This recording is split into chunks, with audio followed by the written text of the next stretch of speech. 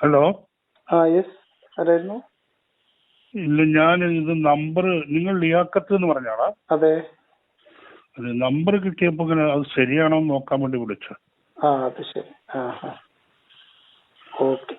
വേറെ പ്രത്യേകിച്ചൊന്നുമില്ല, വെറുതെ വിളിച്ചാലേ? വെറുതെ വിളിച്ചാണ് ഞാൻ. നിങ്ങളുടെ ചില സംസാരങ്ങൾ കേട്ടു, അപ്പം വിളിച്ചു നോക്കിയത്. നിങ്ങൾ എവിടത്തുകാരനാണ്? എവിടെയാണ് നിങ്ങൾ? മണ്ണാർക്കാട്, പാലക്കാട് ജില്ല. ഈ മുസ്ലിങ്ങൾ ഇത്ര ദ്രോഹിച്ച ആളുകളാ നിങ്ങളെ? മുസ്ലിങ്ങളുമായിട്ട് എനിക്ക് പ്രശ്നമൊന്നുമില്ലല്ലോ. എന്താ പ്രശ്നം? വല്ല മുസ്ലിങ്ങളെയും അവരുടെ വിശ്വാസത്തെയൊക്കെ വല്ലാതെ. മുസ്ലിങ്ങളെ കുറിച്ച് ഞാൻ എന്തെങ്കിലും പറയുന്നതായിട്ട് നിങ്ങൾ ശ്രദ്ധിച്ചിട്ടുണ്ടാവില്ല. അങ്ങനെ വരാൻ വഴിയില്ല. ഇസ്ലാമിനെ കുറിച്ച് എനിക്ക് അഭിപ്രായ വ്യത്യാസമുണ്ട്, അത് പറയാറുണ്ട്. അതെ, ഇസ്ലാം നിങ്ങൾ എന്തെങ്കിലും ചെയ്തിട്ടുണ്ടോ? അല്ല, ഇന്ന ചെയ്യുന്നത് കൊണ്ടല്ലല്ലോ ഇപ്പൊ നിങ്ങള് ഇസ്ലാമികേതര മനുഷ്യന്മാര് ഒരാശയത്തെ കുറിച്ച് സംസാരിക്കുന്നത്. ആ ആശയം നമ്മൾ ആരെങ്കിലും എന്തെങ്കിലും ചെയ്തിട്ടാണോ? അല്ലല്ലോ. എന്നാലും ഒരു ആശയത്തെയും കുറെ ഈ ലോകത്തുള്ള ഒരുപാട് മനുഷ്യർ വിശ്വസിക്കുകയും ആരാധിക്കപ്പെടുന്ന ദൈവത്തെയും അതുപോലെ അവര് ബഹുമാനിക്കുകയും ഇഷ്ടപ്പെടുകയും ചെയ്യുന്ന പ്രവാചകനെയൊക്കെ വളരെയധികം കുറ്റം പറയുമ്പോ അതിനെന്തെങ്കിലും ഒരു കാരണം വേണല്ലോ. അല്ല, ഇനി കുറ്റായിട്ടൊന്നും പറയുന്നില്ലല്ലോ. നമ്മൾ ചരിത്രത്തിലുള്ളത് വസ്തുതാപരമായിട്ട് പറയാണല്ലോ ചെയ്യുന്നത്. നമ്മൾ എവിടെയെങ്കിലും നുണ പറയുന്നതായിട്ട് തോന്നിയോ? ദൈവമില്ല എന്നുള്ള ആശയമല്ലേ നിങ്ങൾ പ്രചരിപ്പിക്കുന്നത്? ഞാൻ ഒരാശയം പ്രചരിപ്പിക്കുന്നില്ല. നിങ്ങൾ പ്രചരിപ്പിക്കുന്ന സമൂഹത്തിൽ പൊതു മണ്ഡലത്തില് മനുഷ്യർക്കിടയിൽ പല കാര്യങ്ങൾ കൊണ്ടും ബുദ്ധിമുട്ടുണ്ടാക്കുന്ന തരത്തിലുള്ള ആശയങ്ങള് ഒരുപാട് ആളുകൾ ചൂഷണം ചെയ്യുന്ന ഒരുപാട് ആളുകളെ ചൂഷണം ചെയ്യുന്ന ആശയങ്ങള് ഇതൊക്കെ പ്രചരിപ്പിച്ചുകൊണ്ടിരിക്കുമ്പോ ഇസ്ലാം അല്ലാത്ത, ഞാൻ നിങ്ങളോട് ഒറ്റ സിമ്പിൾ ആയിട്ടുള്ള ഒരു ചോദ്യം ചോദിക്കാം. ഈ ലോകത്ത് ഇസ്ലാം മതമായിട്ട് അംഗീകരിക്കുകയും അള്ളാഹുവിനെ ദൈവമായിട്ട് അംഗീകരിക്കുകയും വിശ്വസിക്കുകയും ചെയ്യാത്ത ആളുകളൊക്കെ കാഫിറുകളാണ് എന്നാണ് ഇസ്ലാമിന്റെ കാഴ്ചപ്പാടല്ലേ? അതങ്ങനെ പറഞ്ഞിട്ടില്ല, എവിടെയും പറഞ്ഞിട്ടില്ല. അത് നിങ്ങൾ തെറ്റിത്. നിങ്ങളെ പോലെ ഉള്ളവരും ഇസ്ലാമിനെ എതിർക്കുന്ന. എന്താണ് കാഫിർ എന്ന് പറഞ്ഞാൽ? കാഫിർ എന്ന് പറഞ്ഞാൽ വിശ്വാസി അല്ലാത്തവൻ എന്നുള്ളതിന്റെ അറബി വാക്ക. കാഫിർ എന്ന് പറഞ്ഞാൽ ഇസ്ലാമിൽ വിശ്വസിക്കാത്തവൻ കാഫർ. ഒരു വിശ്വാസത്തിൽ ഏർപ്പെടില്ലെങ്കിൽ അയാൾക്ക് അറബിയിൽ ഒരു പദത്തിന്റെ അർത്ഥം, അതായത് അവിശ്വാസി എന്നേ ഉള്ളൂ. അപ്പൊ ഞാൻ ചോദിക്കട്ടെ, ഖുർആനിലൊരു വചനത്തിൽ പറയണ്ട ഈ കാഫിറുകളെ, കാഫിർ എന്ന് പറഞ്ഞാൽ 2-3 അർത്ഥങ്ങൾ. ഒന്ന് മറക്കപ്പെട്ടവൻ എന്നൊരു അർത്ഥമുണ്ട്.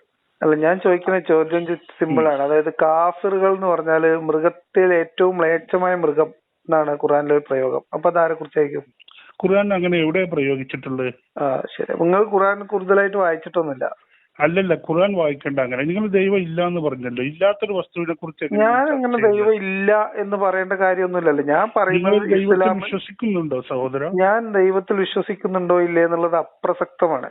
അല്ല, പ്രസക്തമാണ്. ഒരു ദൈവവിശ്വാസത്തിൽ വിശ്വസിക്കാത്ത ഒരാളോട് ഒരു ഞാൻ ഒരു ദൈവത്തിൽ ഈ പ്രപഞ്ചത്തിൽ ഒരു ചൈതന്യം ഉണ്ടെന്നും ആ ചൈതന്യത്തിൽ വിശ്വസിക്കുന്ന ഒരാളാണ്. ആയിക്കോട്ടെ.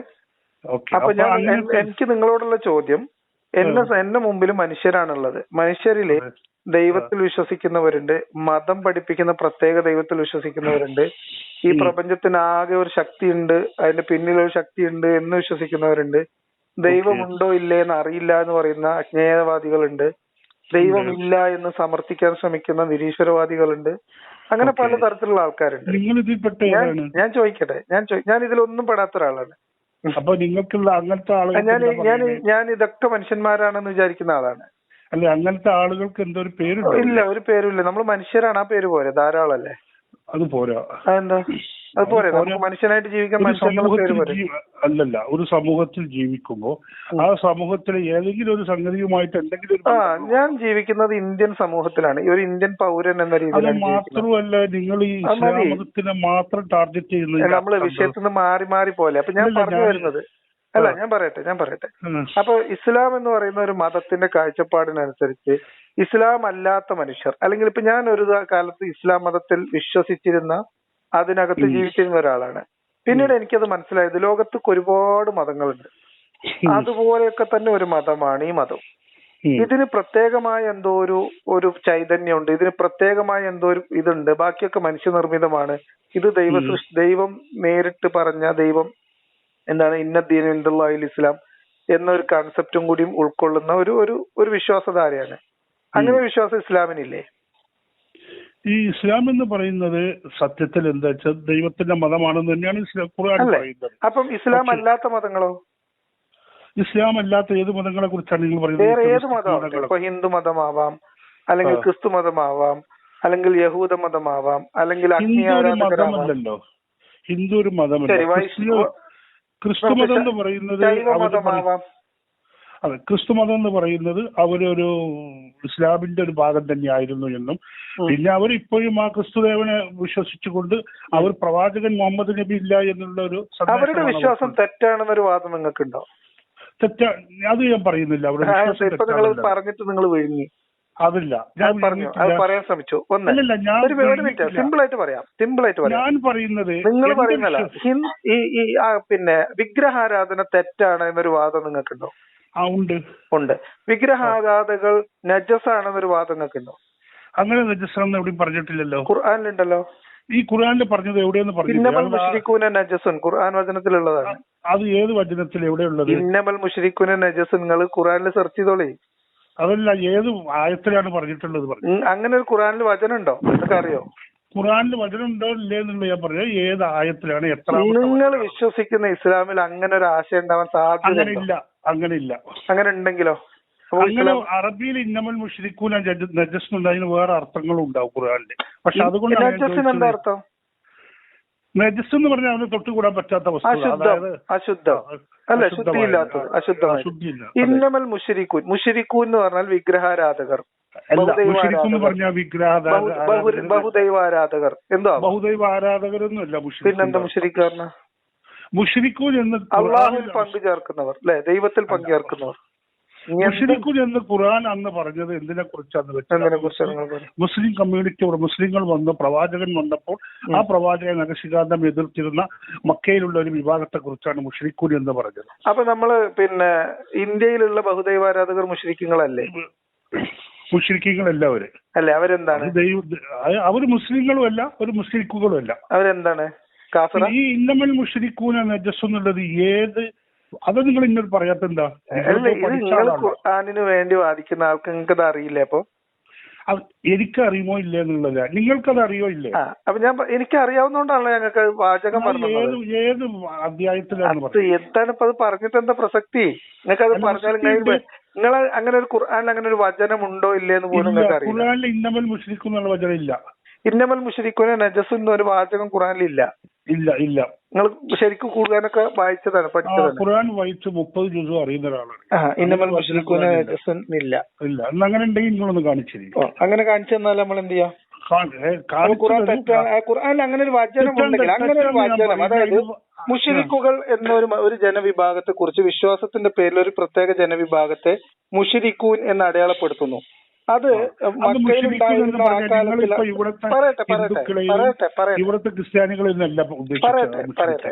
അതിപ്പോ നിങ്ങൾ പറയണത് അന്ന് മുഹമ്മദ് നബിയുടെ കാലത്ത് അവിടെ ജീവിച്ചിരുന്ന മക്ക ഖുറൈശികളിൽപ്പെട്ട മുശ്രിക്കുകൾ ആണെന്നാണ് പറയണത്. ഇനി അങ്ങനെ ആയിരുന്നു എന്ന് തന്നെ വിചാരിക്കുക. ഒരു മതം, ഒരു പ്രത്യയശാസ്ത്രം പ്രചരിപ്പിക്കാൻ വേണ്ടി ഒരാൾ വരുന്നു. ആ സമൂഹത്തിനിടയിൽ അന്ന് വരെ ജീവിച്ചിരുന്ന, ഇപ്പോ മുശ്രിക്ക് എന്ന് അടയാളപ്പെടുത്തുന്ന മുഹമ്മദ് നബി അല്ലെങ്കിൽ ഇസ്ലാം പിന്നീട് അടയാളപ്പെടുത്തുന്ന ആ വിഭാഗത്തിൽ ജനിച്ച് ജീവിച്ച ഒരു മനുഷ്യൻ, ആ സമൂഹത്തിലുള്ള മനുഷ്യരെയാണ് മുശ്രിക്ക് എന്ന് വിശേഷിപ്പിച്ചതെന്നാണ് ഇപ്പൊ നിങ്ങൾ പറയാൻ പോകുന്നത്. അങ്ങനെയാണെങ്കിൽ അത്തരം ഒരു സമൂഹത്തെ മുഴുവൻ അവരൊക്കെ നജസാണ്, അവരൊക്കെ മൃഗങ്ങളെക്കാൾ മോശമാണ്, മോശപ്പെട്ട മൃഗമാണ് എന്നൊക്കെ പറയുന്നത് ശരിയാണോ? ശരിയാണോ? തീർച്ചയായിട്ടും ശരിയാണ്. അപ്പൊ പിന്നെ എനിക്ക് ഇസ്ലാമിനെ വിമർശിക്കുന്നതിൽ എന്താ തെറ്റ്? നിങ്ങൾ എന്തിനാ ഇസ്ലാമിനെ വിമർശിക്കുന്നതിനെ കുറിച്ചല്ല ഞാൻ ഇസ്ലാമിനെ മുഹമ്മദ് നബി പറഞ്ഞ പോലെ, അള്ള പറഞ്ഞതുപോലെ പറയട്ടെ. ഞാൻ മുഹമ്മദ് നബി പറഞ്ഞ പോലെ, അള്ള പറഞ്ഞ പോലെ ഞാൻ മുസ്ലിങ്ങൾ മൊത്തം പ്രശ്നക്കാരാണെന്നോ നജസാണെന്നോ വൃത്തികെട്ടവരാണെന്നോ ഞാൻ പറഞ്ഞിട്ടില്ല. ഞാൻ അതുണ്ടെങ്കിൽ ഞാനത് പറയൂലേ? അങ്ങനെ പറയാൻ പാടുണ്ടോ? ഞാൻ അങ്ങനെ ഇപ്പൊ ഒരു മുസ്ലിങ്ങളൊക്കെ പ്രശ്നക്കാരാണെന്ന് പറയുന്നത് ശരിയാണോ? നിങ്ങൾ അങ്ങനെയാണ് എവിടെ നിങ്ങൾ സ്ഥാപിച്ചോളൂ, നിങ്ങൾ തെളിവ് വെച്ച് പറയണം. മുസ്ലിങ്ങളൊക്കെ പ്രശ്നക്കാരാണെന്ന് ഞാൻ എന്തെങ്കിലും രീതിയിൽ. ഞാനൊന്ന് ചോദിക്കട്ടെ സഹോദര, നിങ്ങൾ ഈ ലോകത്ത് ഇസ്ലാം മത വിശ്വാസികൾ എന്ന് പറയുന്ന ഒരു സമൂഹമില്ലേ? ഉണ്ടല്ലോ. ഇത്രയും ഒരു സമൂഹത്തെ മുഴുവൻ അടിച്ചാക്ഷേപിക്കുക, അതിന്റെ പറയുമ്പോ അങ്ങനെ ചെയ്തിട്ടില്ലല്ലോ. നിങ്ങളുടെ പ്രസംഗങ്ങളിൽ ഏത് പ്രസംഗത്തിൽ ഏത് ഭാഗം?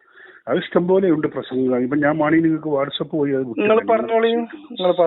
പിന്നെ നിങ്ങൾക്ക് വ്യക്തിപരമായിട്ട് ഇതിൽ നിന്ന് വല്ല സാമ്പത്തിക നേട്ടങ്ങൾ ഇസ്ലാമിനെ എതിർക്കാൻ ഇസ്ലാമിനെ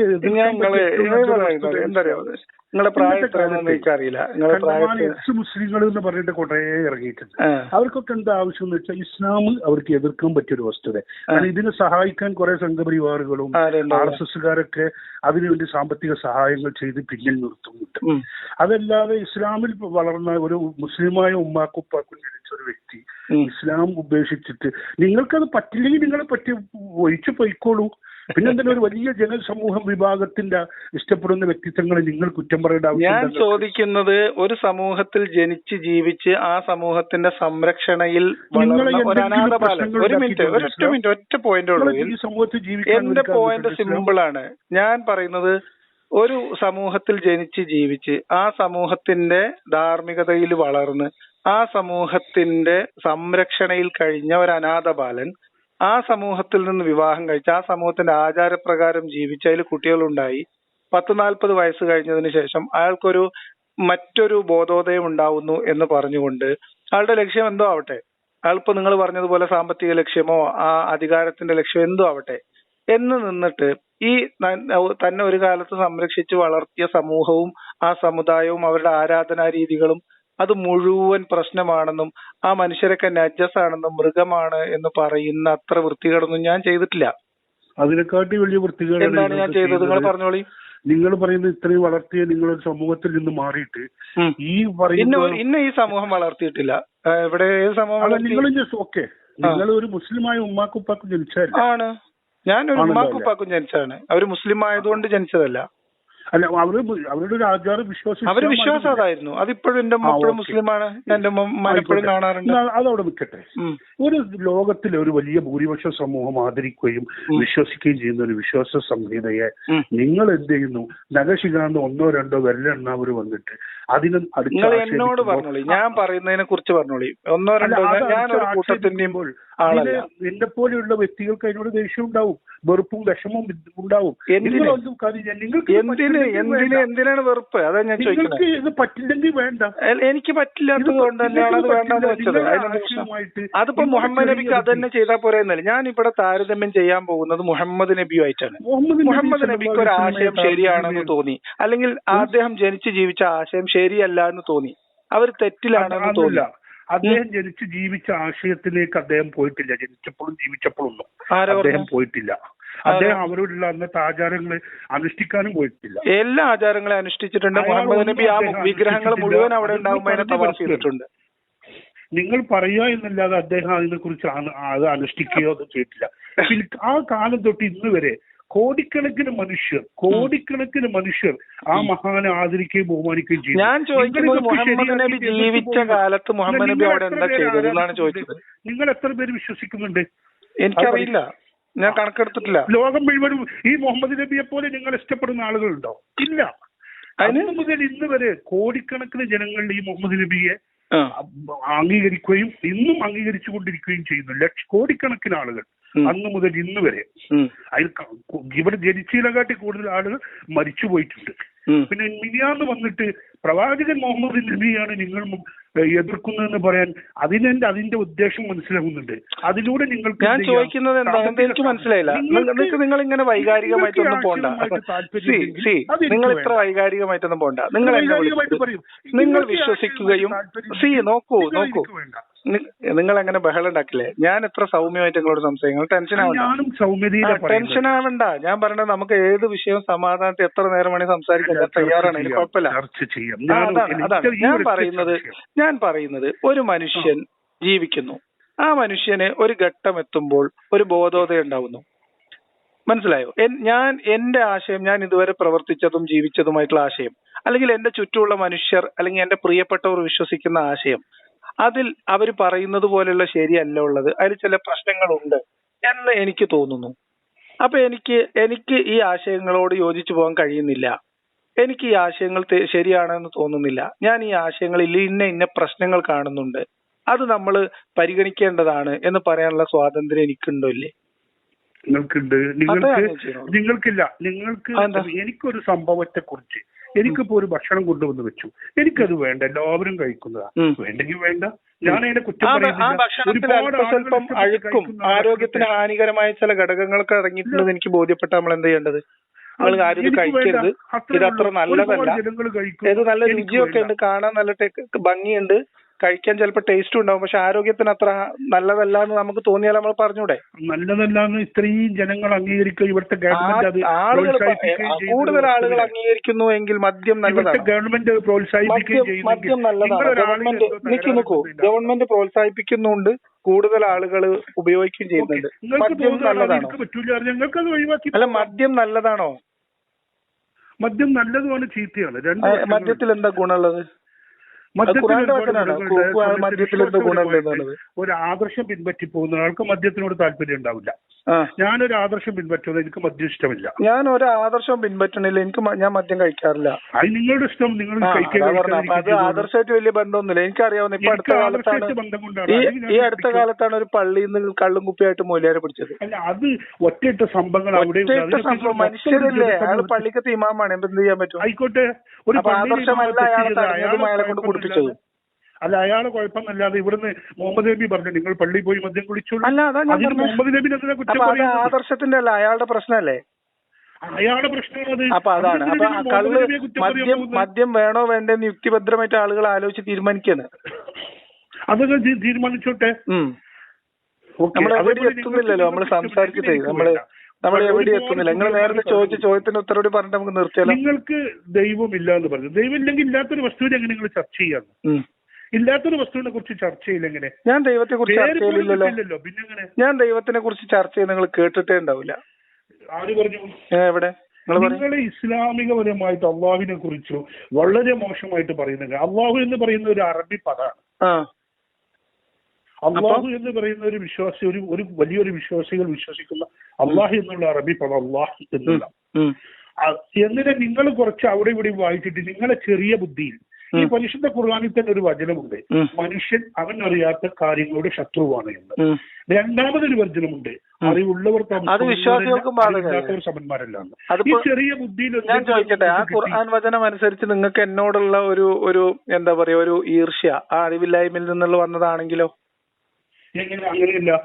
നിങ്ങളെ സംബന്ധിച്ച് നിങ്ങൾ ചെറിയ എന്തൊക്കെയോ കുറച്ച് അവിടുന്ന് ഇവിടുന്ന് പഠിച്ചു വെച്ചിട്ടുണ്ട്. അത് നിങ്ങളുടെ എന്നെ കുറിച്ചുള്ള നിങ്ങളുടെ അറിവില്ലായ്മയാണെങ്കിലോ? നിങ്ങളെ കുറിച്ച് അറിവില്ലായ്മ, നിങ്ങളുടെ കുറെ കഥകളൊക്കെ ഞാൻ കേട്ടു. ഞാൻ പറഞ്ഞ ഒരു കാര്യം നമുക്കിങ്ങനെ കൺക്ലൂഡ് ചെയ്യാം. ഞാൻ ഇസ്ലാമിനെ കുറിച്ച് പറഞ്ഞ, അല്ലെങ്കിൽ ഇസ്ലാമിനെ കുറിച്ചോ മുഹമ്മദ് നബീനെ കുറിച്ചോ ഞാൻ പറഞ്ഞ ഏതെങ്കിലും ഒരു കാര്യം കളവാണ് അല്ലെങ്കിൽ തെറ്റാണ് എന്ന് നിങ്ങൾക്ക് തോന്നിയിട്ടുണ്ടോ? എല്ലാം നിങ്ങൾ പറഞ്ഞ് കംപ്ലീറ്റ് ഒരെണ്ണം ഉദാഹരണ സഹിതം നമുക്ക് നിങ്ങൾ ഇപ്പൊ പറഞ്ഞു. ഇപ്പൊ നിങ്ങളെ പഴയ പ്രസംഗങ്ങളിലേക്ക് എന്താണ് പറഞ്ഞത്? ഒരെണ്ണം, ഒരു സാമ്പിൾ, ഒരെണ്ണം. ഫോർ എക്സാമ്പിൾ, ഞാൻ ഇസ്ലാമിനെ കുറിച്ച് പറഞ്ഞ ഒരു കളവ് ഞാൻ പറയട്ടെ. ഞാൻ ചോദിക്കുന്നത്, ഞാൻ ഇസ്ലാമിനെ കുറിച്ച് പറയുന്നത് മുഴുവൻ എന്റെ ശരിയായ പഠിച്ചിട്ടുണ്ടോ? നിങ്ങൾക്ക് വളരെ സിമ്പിൾ ആയിട്ടുള്ള ചോദ്യമല്ലേ ഞാൻ ചോദിച്ചേ. ഞാൻ ഇസ്ലാമിനെ കുറിച്ച്, നിങ്ങൾ എന്നെ വിളിക്കുന്നു, നിങ്ങൾ എന്റെ നമ്പർ സംഘടിപ്പിച്ച് വിളിക്കുന്നു, എന്റെ പ്രസംഗങ്ങളിൽ പല പ്രശ്നങ്ങളുണ്ടെന്ന് പറയുന്നു. അപ്പൊ അതുകൊണ്ട് ഞാൻ ചോദിക്കുന്നത്, ഞാൻ നിങ്ങളോട് ചോദിക്കുന്നത്, ഞാൻ ഇസ്ലാമിനെ കുറിച്ച് പറഞ്ഞ വസ്തുതാവിരുദ്ധമായ അല്ലെങ്കിൽ തെറ്റായ അല്ലെങ്കിൽ കളവ് പറഞ്ഞ ഒരു കാര്യം പറയും. ഓക്കെ, അത് എനിക്ക് ഇനി നിങ്ങളെ പ്രസംഗങ്ങൾ പറഞ്ഞതൊക്കെ എനിക്ക് രണ്ടാമത് ഒരെണ്ണം നിങ്ങളുടെ ഓർമ്മയിൽ നിന്ന് കാണുന്നില്ല. പക്ഷെ നിങ്ങൾ പല സമയത്തും പലതും പറയുന്നതൊക്കെ കേട്ടത് കൊണ്ട് ഒരു നമ്പർ കിട്ടിയപ്പോ വിളിച്ചു. ഞാനൊന്ന് ചോദിക്കട്ടെ, ഇസ്ലാമിനെ കുറിച്ച് നിങ്ങൾ പഠിച്ചിട്ടുണ്ടോ? ഞാൻ നിങ്ങൾ പറയുന്നത് കേട്ടത് ഞാൻ പഠിച്ചിട്ടില്ല എന്നാ തോന്നുന്നത്. അത് എനിക്കറിയില്ല, നിങ്ങൾ പഠിച്ചതുപോലെ. അതാണ് ഞാൻ പറഞ്ഞത്, നിങ്ങൾക്ക് എന്നോടുള്ള ശത്രുത എന്ന് തോന്നുന്നത്. ശത്രുത മീൻസ് ഇൻവെർട്ടഡ് കോമ. ഞാൻ പറയുന്നത് നിങ്ങൾ നേരത്തെ പറഞ്ഞ ഖുർആൻ വചനാണ്. മനുഷ്യൻ അവൻ അറിവില്ലാത്തതിന്റെ ശത്രുവാണ്. ആ ശത്രുത നിങ്ങൾക്കുള്ള എന്നോടുള്ളത്. നിങ്ങളോട് ഞാൻ ചോദിച്ചു, ഇന്നമൽ മുശ്രികൂന നജസുൻ എന്നൊരു പ്രയോഗം ഖുർആനിലുണ്ടോന്ന്? ഇല്ല. ഖുർആനിലെ സൂറത്തു തൗബയിൽ 28ാമത്തെ വചനം എടുക്കുക. 28ാമത്തെ വചനം ഒന്നും വായിച്ചിട്ട് അർത്ഥം പറഞ്ഞത് ആ മുശ്രിക്കുകളെ കുറിച്ച് ആരെ കുറിച്ചാ പറഞ്ഞത്? ആരെ കുറിച്ച് ആയിക്കോട്ടെ, അത് ഇപ്പോഴുള്ള നിങ്ങൾ ഇവിടുത്തെ ഹിന്ദുക്കൾ എവിടെ പറഞ്ഞോളൂ. നിങ്ങൾ മുശ്രിക്ക് എന്ന് പറഞ്ഞാൽ എന്താണ്? മുശ്രിക്ക് എന്ന് പറഞ്ഞിട്ട് അന്ന് പറയപ്പെട്ട ചില മുശ്രിക്ക് വിഭാഗത്തിന്റെ കുറിച്ചാണ്. ആരാ പറഞ്ഞത്? ഖുർആൻ അന്നത്തെ കാലത്തെ മനുഷ്യന്മാരെ കുറിച്ച് മാത്രം പറഞ്ഞ ഏതെങ്കിലും ഒരു മുഫസ്സിർ ആ പരാമർശം മുശ്രിക്ക് എന്ന ഖുർആന്റെ പരാമർശം ഞാൻ മുഫസ്സിറാണ്, അതുകൊണ്ട് ഞാൻ ഞാൻ മുഫസ്സിറാണ്. ആയിക്കോട്ടെ, അപ്പൊ എനിക്ക് മുഫസ്സിർ കലക്കി കുടിച്ചെന്ന് പറയുന്ന നിങ്ങൾക്ക് പറയും ഞാൻ മുഫസ്സിറാണ്. നിങ്ങൾ പറഞ്ഞോളി 9:21 വായിച്ചർത്ഥം. ഇസ്ലാമിക നഖശിഖാന്ത് എതിർത്ത ഒരു വിഭാഗം മുസ്ലിങ്ങളെ കുറിച്ചാണ് ഖുർആൻ. നഖശിഖാന്ത് എതിർക്കാൻ ആൾക്ക് അവകാശമില്ലേ? ഇന്നത്തെ വെരി സോറി ഒരു ഒറ്റ മിനിറ്റ് മക്കയിൽ ജീവിച്ചിരുന്ന കഅബയിൽ ആരാധന നടത്തിയിരുന്ന, അവിടെ 300-ലധികം വിഗ്രഹങ്ങൾ ഉണ്ടായിരുന്ന, പലതരം കൾച്ചറുകളിൽ ജീവിച്ചിരുന്ന ഒരു കൂട്ടം മനുഷ്യർക്ക് അവരുടെ ആശയത്തെ മുഴുവൻ അധിക്ഷേപിച്ചുകൊണ്ട്, ചീത്ത വിളിച്ചുകൊണ്ട് മുഹമ്മദ് അവിടെ നടന്നപ്പോ, മുഹമ്മദ് മാത്രമല്ല മുഹമ്മദ് കൂട്ടരും നടന്നപ്പോ, ആ തിണ്ണയിൽ, കഅബയുടെ തിണ്ണയിൽ ഇരുന്നു കൊണ്ട് പോലും അവരെ വെല്ലുവിളിച്ച് മുഹമ്മദ് കഅബയ്ക്ക് ചുറ്റും നടന്ന് അതിന്റെ മുന്നിൽ പോയി മുഹമ്മദിന്റേതായ ആരാധന നിർവഹിച്ച് അങ്ങനെ അവിടെ ജീവിച്ചു വരുന്ന സമയത്ത് അവരെ അവരതിനെ എതിർക്കുകയോ അതിനെ ചോദ്യം ചോദിക്കുകയോ അതിൽ ഉത്തരം പറയാൻ ആവശ്യപ്പെടുകയോ മുഹമ്മദിനോട് മക്കക്കാരാകെ പറഞ്ഞ എന്താ, പ്രവാചകനാണെന്ന് ഞങ്ങളെ ബോധ്യപ്പെടുത്തിത്താ അല്ലേ? അത് ചെയ്തു കൊടുക്കുന്നതിന് പകരം യാ അയ്യുഹല്ലദീന ആമനു ഇന്നമൽ മുശ്രികൂന നജസുൻ ലാ യഖറബുൽ മസ്ജിദൽ ഹറാമി ബഅദ ആമിഹിം ഒരു കാര്യം, അതായത് ഈ സത്യവിശ്വാസികളെ, അതായത് വിശ്വാസികളെ, മുസ്ലിങ്ങളെ എന്നാണ് ആ വിശ്വാസത്തിലാണ്. ഞാൻ ചോദിക്കുന്നത് അത്തരം ആളുകളെ മുശ്രിക്ക് എന്ന് വിളിക്കാൻ മുഹമ്മദിന് എന്താ അധികാരം? ആ വിശ്വാസത്തിലുള്ളത്. ഞാൻ ഒരു മുശ്രിക്കിന്റെ ഞാൻ ചോദിക്കുന്നത്, ഞാൻ മനുഷ്യനാണ്, ഞാൻ ചോദിക്കുന്നത് ഇത് മനുഷ്യരോട് കാണിച്ച അക്രോസിറ്റിയാണ്.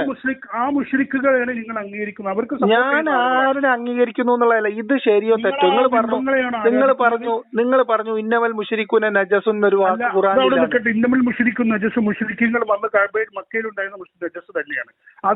അത് എങ്ങനെ നജസായി പറയും? എങ്ങനെയാണ് ഒരു വിഭാഗം മനുഷ്യർ അശുദ്ധമാവുന്നത്? എങ്ങനെയാണ് ഒരു വിഭാഗം മനുഷ്യർ? നിങ്ങൾ പറയുന്ന ആശയം അംഗീകരിക്കുന്നില്ല എന്നതുകൊണ്ട് തന്നെ വളർത്തി വലുതാക്കിയ, തന്റെ ദാരിദ്ര്യത്തിലും പിന്നെ ഈ പറയപ്പെടുന്ന അനാഥത്വത്തിലും സംരക്ഷിച്ച ഈ പറയപ്പെടുന്ന ആശയമൊക്കെ അവിടെ പ്രചരിപ്പിച്ചുകൊണ്ടിരിക്കുമ്പോൾ പോലും മദീന പറയട്ടെ, നിങ്ങൾ ടെൻഷനായിട്ട് കാര്യമില്ല. നിങ്ങൾ നോക്കൂ, വസ്തുതകളെ വസ്തുതാപരമായി ഞാൻ ഇതിലൊന്നും കൂട്ടിക്കെട്ടിയിട്ടില്ല. ഞാൻ നിങ്ങളോട് ചോദിക്കുന്നത്, മുഹമ്മദിന്റെ കാലത്തെ മുശ്രിക്കുകൾ, മുഹമ്മദിന്റെ കാലത്തെ മക്കക്കാർ, ഖുറൈശികൾ, അവര് നജസാണ് എന്ന് പറയുന്നത് എങ്ങനെയാണ് ദൈവത്തിൽ നിന്നാവുക?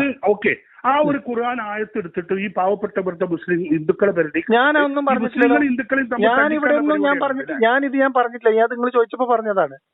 അല്ലല്ല, ഇത് നിങ്ങളെ പോലത്തെ കുറച്ച് ആൾക്കാരുണ്ട്. ഞാൻ ചോദിക്കുന്നത്, ഞാൻ നിങ്ങൾക്ക് എന്തുകൊണ്ട് ഞാൻ മതവിമർശനം നടത്തുന്നു എന്ന് പറഞ്ഞു തരികയാണ്. മതത്തെ നിങ്ങൾക്ക് വിമർശിക്കുന്നതിനല്ല, അതാണ് ചെയ്യുന്നത്. ഈ ഖുർആൻ വചനം മാനവികമല്ല, ഇത് അങ്ങേയറ്റം ഗോത്രീയമാണ് എന്ന് മാത്രമേ, ഇത് വർഗീയതയാണ്, ഇതൊരു വിഭാഗം മനുഷ്യരോട് അനീതി കാണിക്കലാണ്. അവർ ജീവിച്ച് ആരാധിച്ച് നൂറ്റാണ്ടുകളായിട്ട് അവരുടെ കയ്യിലുണ്ടായിരുന്ന ഒരു അമ്പലം പിടിച്ചെടുത്തിട്ട് അവിടെ ഇനി അടുത്ത മാസം മുതൽ ഇവരെ അടുത്ത വർഷം മുതൽ ഇവിടെ പ്രവേശിക്കാൻ പാടില്ല, അവർ അശുദ്ധരാണ് എന്ന് പ്രഖ്യാപിക്കുകയാണ്. ഈ അമ്പലം ആരുണ്ടാക്കിയതാണ്? നിങ്ങൾ പറയും. നിങ്ങൾക്ക് അറിയോ? അല്ല, നിങ്ങൾ പറയേ. അല്ല, എനിക്കറിയില്ല. ആരുണ്ടാക്കിയത് പറയും. ഇബ്രാഹിം നബി ഉണ്ടാക്കിയതായിക്കോ? ഇബ്രാഹിം നബി ആരാണ്? അല്ല, അത് ഞാൻ പറഞ്ഞിട്ടില്ല. നിങ്ങളെ വാദം ഞാൻ പറഞ്ഞതാ, ഇസ്ലാമിന്റെ വാദം. ഈ കഥ മുഹമ്മദ് പറഞ്ഞ കഥയല്ലാതെ എന്ത് തെളിവാനുള്ളത്? നിങ്ങൾ പറയും. ഒരു ഗോത്രം 6ാം നൂറ്റാണ്ടിൽ ഒരു അമ്പലം ഉണ്ടാവുക എന്ന് പറയുന്നത് ആരുണ്ടാക്കിയതാ എന്നത് എങ്ങനെ കണ്ടുപിടിക്കാനാണ്? നിങ്ങൾ പറയും. തെളിവുണ്ടോ നിങ്ങളടുത്ത്? ഇബ്രാഹിം നബിയാണെന്ന് മുഹമ്മദ് അവിടെ ജനിച്ച് ജീവിക്കുന്ന കാലത്ത് മുഹമ്മദിന്റെ വാപ്പ വല്ലിപ്പമാരായിട്ട് അതിന്റെ സംരക്ഷകരും അതിന്റെ അവിടെ ആരാധന നടത്തുന്നവരുമാണ് അല്ലേ? എന്നാലേ ഈ കുറച്ച് പഠിച്ചു വെച്ചിട്ടുണ്ടല്ലോ, ഇതൊക്കെ ഇവിടെ ഈ ഇസ്ലാമിനോട് എതിർപ്പുള്ള ശത്രുക്കളെ എഴുതിവിട്ട കാര്യങ്ങളും ഇതൊക്കെയാണ്. നിങ്ങളെ ഇന്നമൽ മുശ്രികൂന നജസുൻ ശത്രുക്കളെ എഴുതിവിട്ടതാ? അത് ഇന്നമൽ മുസ്ലിം നജസുൻ അങ്ങനെ ഒരു വാക്ക് കയ്യിലില്ല. അവര് ഇല്ല. ഇന്നമൽ മുശ്രികൂന നജസുൻ യാ അയ്യുഹല്ലദീന ആമനു ഇന്നമൽ മുശ്രികൂന നജസുൻ അങ്ങനെ ഒരു വാക്ക് ഖുർആനിലില്ല. ഇനി ഒരു കാര്യം, നിങ്ങൾ ഇസ്ലാമിനെ കുറിച്ച് പഠിച്ചിട്ടുണ്ടോ? അല്ല, ഇങ്ങനെ ഒരു വാക്ക് ഖുർആനിലില്ലേ? ഇല്ല. നിങ്ങൾക്ക് ഖുർആനുണ്ടോ? നിങ്ങളിപ്പോ എവിടെയുള്ളത്? അല്ല, നിങ്ങൾ ഖുർആനെ കുറിച്ച് പഠിച്ചു. നിങ്ങളിപ്പോ എവിടെയുള്ളത്? നിങ്ങളെ വീട്ടിൽ ഖുർആനുണ്ടോ? ഇല്ല. നിങ്ങളെ വീട്ടിൽ ഖുർആനില്ലേ? നിങ്ങൾ എന്ത് വിശ്വാസിയാണ്? നിങ്ങൾ ഖുർആനെ കുറിച്ച് പഠിച്ചിട്ടുണ്ടോ? എന്റെ വീട്ടില് 3 ഖുർആൻ ആരെങ്കിലും വിശ്വാസികൾ വരുമ്പോ ഓതാൻ വേണ്ടി എടുത്തു വെച്ചു. 3-4 ഖുർആൻ ഉണ്ടായിക്കോട്ടെ. നിങ്ങൾ ഖുർആൻ പഠിച്ചിട്ടുണ്ടോ? ഞാൻ അതല്ല, ഇസ്ലാമിനെ കുറിച്ചാണല്ലോ സംസാരിക്കുന്നത്. ഇത് എന്ത് ചോദ്യമാണ്? നിങ്ങൾ ഇസ്ലാമിനെ കുറിച്ച് പഠിച്ചത് ഈ കുറച്ച് എതിർക്കുന്ന കാര്യങ്ങൾ. അപ്പൊ നിങ്ങൾക്ക് ഒന്നുകിൽ നിങ്ങൾ ഞാൻ പഠിച്ചതിൽ പറഞ്ഞതിലുള്ള തെറ്റ് നുണ അത് കണ്ടെത്തിയിട്ട് വരിക, അല്ലെങ്കിൽ എന്നോട് ഞാൻ ചോദിക്കുമ്പോൾ നിങ്ങൾ എന്നോട് ചോദിച്ച ചോദ്യത്തിന് വളരെ കൃത്യമായ ഉത്തരം പറഞ്ഞു. ഇനി ഞാൻ നിങ്ങൾക്ക് മറുപടി പറഞ്ഞുതരാം. മതം ഉപേക്ഷിക്കുന്നവനെ കൊല്ലണം എന്ന് ഇസ്ലാമിൽ നിയമമുണ്ടോ? ഇസ്ലാമിൽ അത് ഒരു ഇസ്ലാമിക ഭരണകൂടമാണ് ഉണ്ടോ? അത് ഇസ്ലാമിനെ ഞാൻ ഇസ്ലാം മതം ഉപേക്ഷിച്ച ആളാണ് ഞാന്. നിങ്ങളൊരു ഒരു ഇസ്ലാമിക രാജ്യത്താണെങ്കിൽ ഞാൻ മരിക്കുമായിരുന്നു, എന്നെ കൊല്ലണമായിരുന്നു അല്ലേ? ഒരു മിനിറ്റ് പറയട്ടെ, നിങ്ങൾ വിഷമിക്കല്ലേ. അപ്പോ ഞാൻ ജീവിച്ചിരുന്ന ഒരു പ്രത്യയശാസ്ത്രം അല്ലെങ്കിൽ ഞാൻ വിശ്വസിച്ചിരുന്ന ഒരു ആദർശം, ഏറ്റവും മഹത്തരമെന്ന് ഞാൻ വിചാരിച്ചിരുന്ന ഒരു കാര്യം, ഒരു മനുഷ്യൻ തന്റെ വിശ്വാസത്തിൽ വ്യതിയാനം ഉണ്ടായാൽ ഇസ്ലാമിന് അധികാരമുള്ള സ്ഥലത്താണെങ്കിൽ അത് കൊല്ലണം എന്ന് നിയമമുള്ള ഒരു പ്രത്യയശാസ്ത്രമാണ് എന്ന് തിരിച്ചറിയുമ്പോ അത് തെറ്റാണ്, അത് അമാനവികമാണ്, അത് ഗോത്ര ചിന്തയാണ്. നമുക്ക് തെറ്റാണ്, അത് പറയും. ഇസ്ലാമിലെ ഈ ആശയം അങ്ങേയറ്റം ഈ ലോകത്തുള്ള കോടാനുകോടി ജനങ്ങൾക്ക് തെറ്റില്ല, നിങ്ങൾക്ക് മാത്രമാണ് തെറ്റ്. അതുകൊണ്ട് കാര്യമില്ല, അത് തെറ്റാണ്. അല്ല, നിങ്ങൾക്ക് തോന്നുന്നില്ല ഒരാൾ മതം ഉപേക്ഷിച്ചാൽ അവനെ കൊല്ലണം എന്ന് നിങ്ങളെ കുട്ടികളെ മദ്രസയിൽ പഠിപ്പിക്കുന്നതിൽ നിങ്ങൾക്ക് ഒരു വിഷമം തോന്നുന്നില്ല? ഒരിക്കലുമില്ല. നിങ്ങളെ പോലെയുള്ള ആളുകൾ ഇവിടെ എന്താ വെച്ചാൽ ഇത്ര ഇവിടെ ഭവിഷ്യത്തുകൾ ഉണ്ടാക്കുക. എന്താണ് ഞാൻ ഉണ്ടാക്കിയ ഒരു ഭവിഷ്യത്ത് അറിയോ? നിങ്ങളെ പോലെയുള്ള ജനങ്ങളെ തല്ലിക്കാണ് ഇവിടെ. മനസ്സിലായല്ലോ എന്തുകൊണ്ടാണ് ഞാൻ ഇസ്ലാമിനെ വിമർശിക്കുന്നത്? നിങ്ങളെ പോലെയുള്ള മനുഷ്യരുടെ മനസ്സിൽ കേൾക്കൂ നിങ്ങളെ പോലെയുള്ള മനുഷ്യൻ ഇത്രയും കാലത്തെ ജീവിതാനുഭവമുള്ള, എന്തൊക്കെയായാലും ശബ്ദം കൊണ്ട് ഞാൻ മനസ്സിലാക്കുന്നത് എന്നെക്കാളും പ്രായമുള്ള ആളായിരിക്കും. ഞാൻ മനസ്സിലാക്കുന്നത് ഈ കാലം അത്രയും ഈ നാട്ടിൽ ഒരു മതേതര രാജ്യത്ത് ജീവിച്ച നിങ്ങൾ പറയാണ് ഇസ്ലാമിക ഭരണകൂടം ഉള്ള സ്ഥലത്താണെങ്കിൽ മതം ഉപേക്ഷിക്കുന്നവനെ കൊല്ലണം എന്ന നിയമം ഒരു കുഴപ്പമില്ലാത്ത നിയമമാണ്, അത് അങ്ങനെ തന്നെയാണ് ചെയ്യേണ്ടത്, അല്ലെങ്കിൽ ഞങ്ങൾ നാട്ടിൽ കുഴപ്പമുണ്ടാക്കും എന്നാണ്. അത് ഞാൻ പറഞ്ഞില്ല, നാട്ടിൽ കുഴപ്പമുണ്ടാക്കും. പിന്നെന്താണ്? അല്ല, നിങ്ങൾ കുഴപ്പമുണ്ടാക്കും നാട്ടിൽ, ശരിയാണ്. അപ്പൊ അതിന് വേണ്ടിട്ട് എന്തിനാണ് ഒരാൾക്ക് അയാളുടെ വിശ്വാസം നഷ്ടപ്പെടുമ്പോ അയാളെ കൊല്ലണം എന്നൊരു നിയമം എന്തിനാണ്? അയാളെ വിശ്വാസം എന്ന് പറഞ്ഞില്ല, ഈ ഇസ്ലാമിന്റെ വിശ്വാസമുള്ള ഒരു മുസ്ലിം രാജ്യത്ത് ഇസ്ലാമിക ശരീഅത്തുള്ള നാട്ടിൽ ജീവിക്കുമ്പോ അയാൾ പിന്നീട് എന്ത് ചെയ്യും? അയാൾ മറ്റുള്ളവരെയും കൂടി കുഴപ്പത്തിലാക്കിയിട്ട് ആ നാട്ടിൽ ഫസാദും ഫിത്നയും ഉണ്ടാക്കും. അയാളെ ആശയത്തിലേക്ക് ആളെ കൂട്ടാൻ. അതിന് സ്വാതന്ത്ര്യമില്ലേ ഒരാൾക്ക്? മുഹമ്മദ് നബി മക്കയിൽ ജീവിച്ച സമയത്ത് 13 കൊല്ലം മക്കയിൽ ജീവിച്ച സമയത്ത് ഇനി മുഹമ്മദ് നബി ആണല്ലോ ഇസ്ലാമിന്റെ പ്രതീകം. ഞാൻ ഇസ്ലാമിൽ അള്ളാഹിനെ എടുക്കണം, മുഹമ്മദ് നബിനെ എടുക്കണം അല്ലെ? മുഹമ്മദ് നബിക്ക് ഞാൻ ചോദിക്കുന്നത് സിമ്പിൾ ചോദ്യമാണ്. നിങ്ങൾ ടെൻഷനായിട്ട് കാര്യമില്ല, നിങ്ങൾ ഒന്ന് മനസ്സ് തുറക്കുക. നിങ്ങളൊരു അനിയനോട് സംസാരിക്കുകയാണെന്ന് വിചാരിച്ചോളി. ഞാൻ നിങ്ങളെ ഉപദേശിക്കാനോ നിങ്ങളെ പഠിപ്പിക്കാനോ എന്നല്ല പറയണേ. നിങ്ങൾ എന്നോട് ചോദിച്ച ചോദ്യത്തിനുള്ള മറുപടിയാണ്. ഞാൻ പറഞ്ഞുതരാം. മക്കയിലുള്ള ഖുറൈശികൾ മുഹമ്മദിനോട് കാണിച്ച 13 വർഷം കാണിച്ച ക്ഷമ ഇസ്ലാമിക രാജ്യത്ത് ഇസ്ലാമിക വിശ്വാസമുള്ള ഒരാള് ഇസ്ലാമിനെതിരെ സംസാരിച്ചാൽ കൊടുക്കൂല, ഇസ്ലാമിലില്ല. ശരിയല്ലേ? മുഹമ്മദ് നബി ജനിച്ച് ജീവിച്ച നാട്ടില് ആ വിശ്വാസം തെറ്റാണ് എന്ന് പറയാനുള്ള സ്വാതന്ത്ര്യം മുഹമ്മദ് നബിക്ക് ഉണ്ടായിരുന്നു. മക്ക ഖുറൈശികളുടെ ഇടയിൽ ഒരാൾ തന്റെ ആദർശം ഉപേക്ഷിക്കുമ്പോ അല്ലെങ്കിൽ വേറൊരു മതം സ്വീകരിച്ചാൽ അവനെ കൊല്ലണം എന്ന നിയമം ഉണ്ടായിരുന്നില്ല എന്ന് നമ്മളതിന് മനസ്സിലാക്കണം. അല്ലേ? അവർക്ക് എന്ത് മതം ഉണ്ടായിരുന്നു? ഇല്ലേ? പക്ഷെ ഇസ്ലാമിലാണെങ്കിൽ മുഹമ്മദ് നബി ഇസ്ലാം ഉണ്ടാക്കിയതിനു ശേഷം ആരെങ്കിലും തന്റെ മതം ഉപേക്ഷിച്ചാൽ അവനെ കൊല്ലണം എന്ന് മുഹമ്മദ് നബി പറയുകയും ചെയ്തിട്ടുണ്ട്. അല്ലേ? ഈ ആദർശത്തിന് ഞാൻ പറയട്ടെ നിങ്ങളുടെ അടുത്ത്, ഈ ആദർശത്തിന് എനിക്ക് ഈ നല്ല ബോധവും എനിക്ക് ഓർമ്മയും എനിക്ക് സംസാരിക്കാനുള്ള ശേഷിയുള്ള കാലത്തോളം വിമർശിക്കും. നിങ്ങൾ വിമർശിച്ചോളൂ, അത്രേ ഉള്ളൂ. അതുകൊണ്ട് നിങ്ങൾക്ക് ഗുണങ്ങളുണ്ട്. എന്റെ ഗുണം എന്താണെന്ന് നിങ്ങൾക്കും അറിയാം, എനിക്കും അറിയാം. RSSകാരും ഇവിടുത്തെ സംഘികളും കാശികളും അല്ലെങ്കിൽ സയോണിസ്റ്റുകളും നിങ്ങളെ സഹായിക്കുന്നുണ്ട്. നിങ്ങൾ ഒരു RSSകാരൻ എനിക്ക് മതവിമർശനത്തിന് ഫണ്ട് തരുന്നു എന്ന് ഒരു മിനിറ്റ് നിങ്ങൾ എന്തെങ്കിലുമൊക്കെ പറഞ്ഞാൽ പോരെ? നമ്മൾ RSSന്റെ അടുത്തുനിന്നോ സയനിസ്റ്റിന്റെ അടുത്തുനിന്നോ ആരെടുത്തെങ്കിലുമൊക്കെ ഇത് ഫണ്ട് വാങ്ങിയിട്ട് ഇത് കൂലിക്ക് ചെയ്യുന്ന പണിയാണ് നിങ്ങൾ തെളിയിച്ചാല് ഷഹാദത്ത് കലിമ ചൊല്ലി പിറ്റേ ദിവസം നിങ്ങളെ ഹാജിമൈക്കുന്നത്. ഇവിടെ എക്സ് മുസ്ലിം എന്ന് പറഞ്ഞ് നടക്കുന്ന കുറെ ആളുകൾ അങ്ങനെ ഉണ്ട്. അതിൽ തിരിച്ചു വന്നവര് അത് സാക്ഷ്യപ്പെടുത്തിയിട്ടുണ്ട്. അയാൾ ചെയ്തിട്ടുണ്ടാവും. ആരാ വന്നത്, ആരാ വാങ്ങിയത് അയാൾക്കറിയും. അയാൾ പറയട്ടെ. അവർ പറഞ്ഞു നിങ്ങളടക്കം, ഞാനടക്കം എല്ലാവരും അത് വാങ്ങിയവരാണെന്ന് പറയും. നിങ്ങൾ എല്ലാവരും അല്ല, ലിയാഖത്തിന്റെ പേര് പറയാൻ പറ്റുമോ നിങ്ങൾക്ക്? ലിയാഖത്തിന്റെ പേര് എടുത്ത് പറയുന്നുണ്ട്. വേറെ ഡോക്ടർ അല്ല, ലിയാഖത്തിന്റെ പേര് എടുത്ത് പറഞ്ഞിട്ടുണ്ടോ? ആരാ പറഞ്ഞത്? അയ്യൂബ് മൗലവിയാണ് നിങ്ങൾ ഉദ്ദേശിക്കുന്ന ആള്? അടുത്ത കാലത്ത് അയ്യൂബ് മൗലവിയാണ് നിങ്ങൾ ഉദ്ദേശിക്കുന്ന ആള്? നമുക്ക് ഞാൻ ഇതൊക്കെ റെക്കോർഡ് ചെയ്ത് വെച്ചിട്ടുണ്ട്, നമുക്കൊന്ന് പരിശോധിക്കണല്ലോ. എന്നാലേ അയ്യൂബ് മൗലവിയാണ്. നജീബ് മൗലവി ആരാണ്? അല്ല, അയ്യൂബ് മൗലവിയാണോ? അയാള് അല്ല, ഇപ്പൊ അടുത്ത കാലത്ത് ഇസ്ലാമിലേക്ക് തിരിച്ചു വന്നു എന്ന് പറഞ്ഞ് കൊണ്ടു നടക്കുന്ന ഒരാൾ അയ്യൂബ് മൗലവിനെ കണ്ടത്. അയാൾ ആദ്യം നിങ്ങളെ കൂടെ ആയിരുന്നു. എന്റെ കൂടെ? ഞാൻ ഒരാളുടെ കൂടെ അല്ല. നിങ്ങൾ ഞാൻ വ്യക്തിപരമായിട്ട് ഞാൻ പറയും. നിങ്ങൾ എന്റെ പേര് പറഞ്ഞു എന്ന് പറഞ്ഞ ആളുടെ പേര് പറയും. അല്ല അല്ല ഈ നജീബും എന്താണ് നജീബ് മൗലവി അതാരാ എനിക്കറിയില്ല. നിങ്ങളിപ്പോ പറഞ്ഞ ആളെ ഞാൻ അയ്യൂബ് മൗലവി എന്നാ പറഞ്ഞത്. അയ്യൂബ് മൗലവി. ഈ അയ്യൂബ് മൗലവി മുമ്പ് മക്ക മുശ്രിക്കുകളെ കൂടെ ആയിരുന്നോ? എനിക്കറിയില്ല. ആരാധകരായിരുന്നു നിങ്ങളെ പോലെ? നിങ്ങൾ ഉത്തരം മുട്ടി, നിങ്ങൾ ആകെ ഒന്ന് പതറി. ഞാൻ നിങ്ങളെ തോൽപ്പിക്കാനോ വാദപ്രതിവാദത്തിന് തന്നെ വിളിച്ചതാണ്. നിങ്ങൾ എന്നോടൊന്ന് സംസാരിക്കാൻ വേണ്ടി വിളിച്ചാണ്. ഞാൻ പറഞ്ഞതറിയോ, നമ്മള് ഇപ്പൊ നിങ്ങൾ നേരത്തെ ഉദ്ധരിച്ച ഒരു ഖുർആൻ ആശയം ഉണ്ടല്ലോ, എന്താണ്? അറിവില്ലായ്മയാണ് ഒരു ആശയത്തോടുള്ള ശത്രുതയുടെ കാരണം. നിങ്ങൾക്ക് എന്നോടുള്ള വിരോധത്തിന്റെ കാരണം നിങ്ങൾക്ക് എന്നെ കുറിച്ചുള്ള അറിവില്ലായ്മയാണ്. അല്ലല്ല, ആണ്. നിങ്ങളെ കുറിച്ച് നല്ല നിങ്ങൾക്ക് എന്നെ കുറിച്ച് ഒന്നും അറിയില്ല എന്ന് പറഞ്ഞാൽ നിങ്ങൾക്ക് എന്നെ കുറിച്ച് ഒന്നും അറിയില്ല. നിങ്ങളെ വ്യക്തിപരമായിട്ടല്ല, നിങ്ങളുടെ ഞാൻ പറഞ്ഞ ആശയത്തെ കുറിച്ച് ഒന്നും അറിയില്ല. കാരണം ഞാൻ പറഞ്ഞ കാര്യത്തിൽ നിങ്ങളൊന്ന് പറയൂ, ഒരു വിഷയം ഉദാഹരിച്ച് പറയൂ. നിങ്ങൾക്ക് നോക്കൂ, നിങ്ങൾക്ക് എന്താണെന്നറിയോ, നമ്മളൊരു കാര്യം പറയുമ്പോൾ അതിന് ക്ലാരിറ്റി വേണം. നിങ്ങൾ എന്നോട് ചോദിച്ചു, ഞാൻ പറയട്ടെ, നിങ്ങൾ എന്നോട് ചോദിച്ചു എന്തുകൊണ്ടാണ് ഇസ്ലാമിനെ വിമർശിക്കുന്നത്.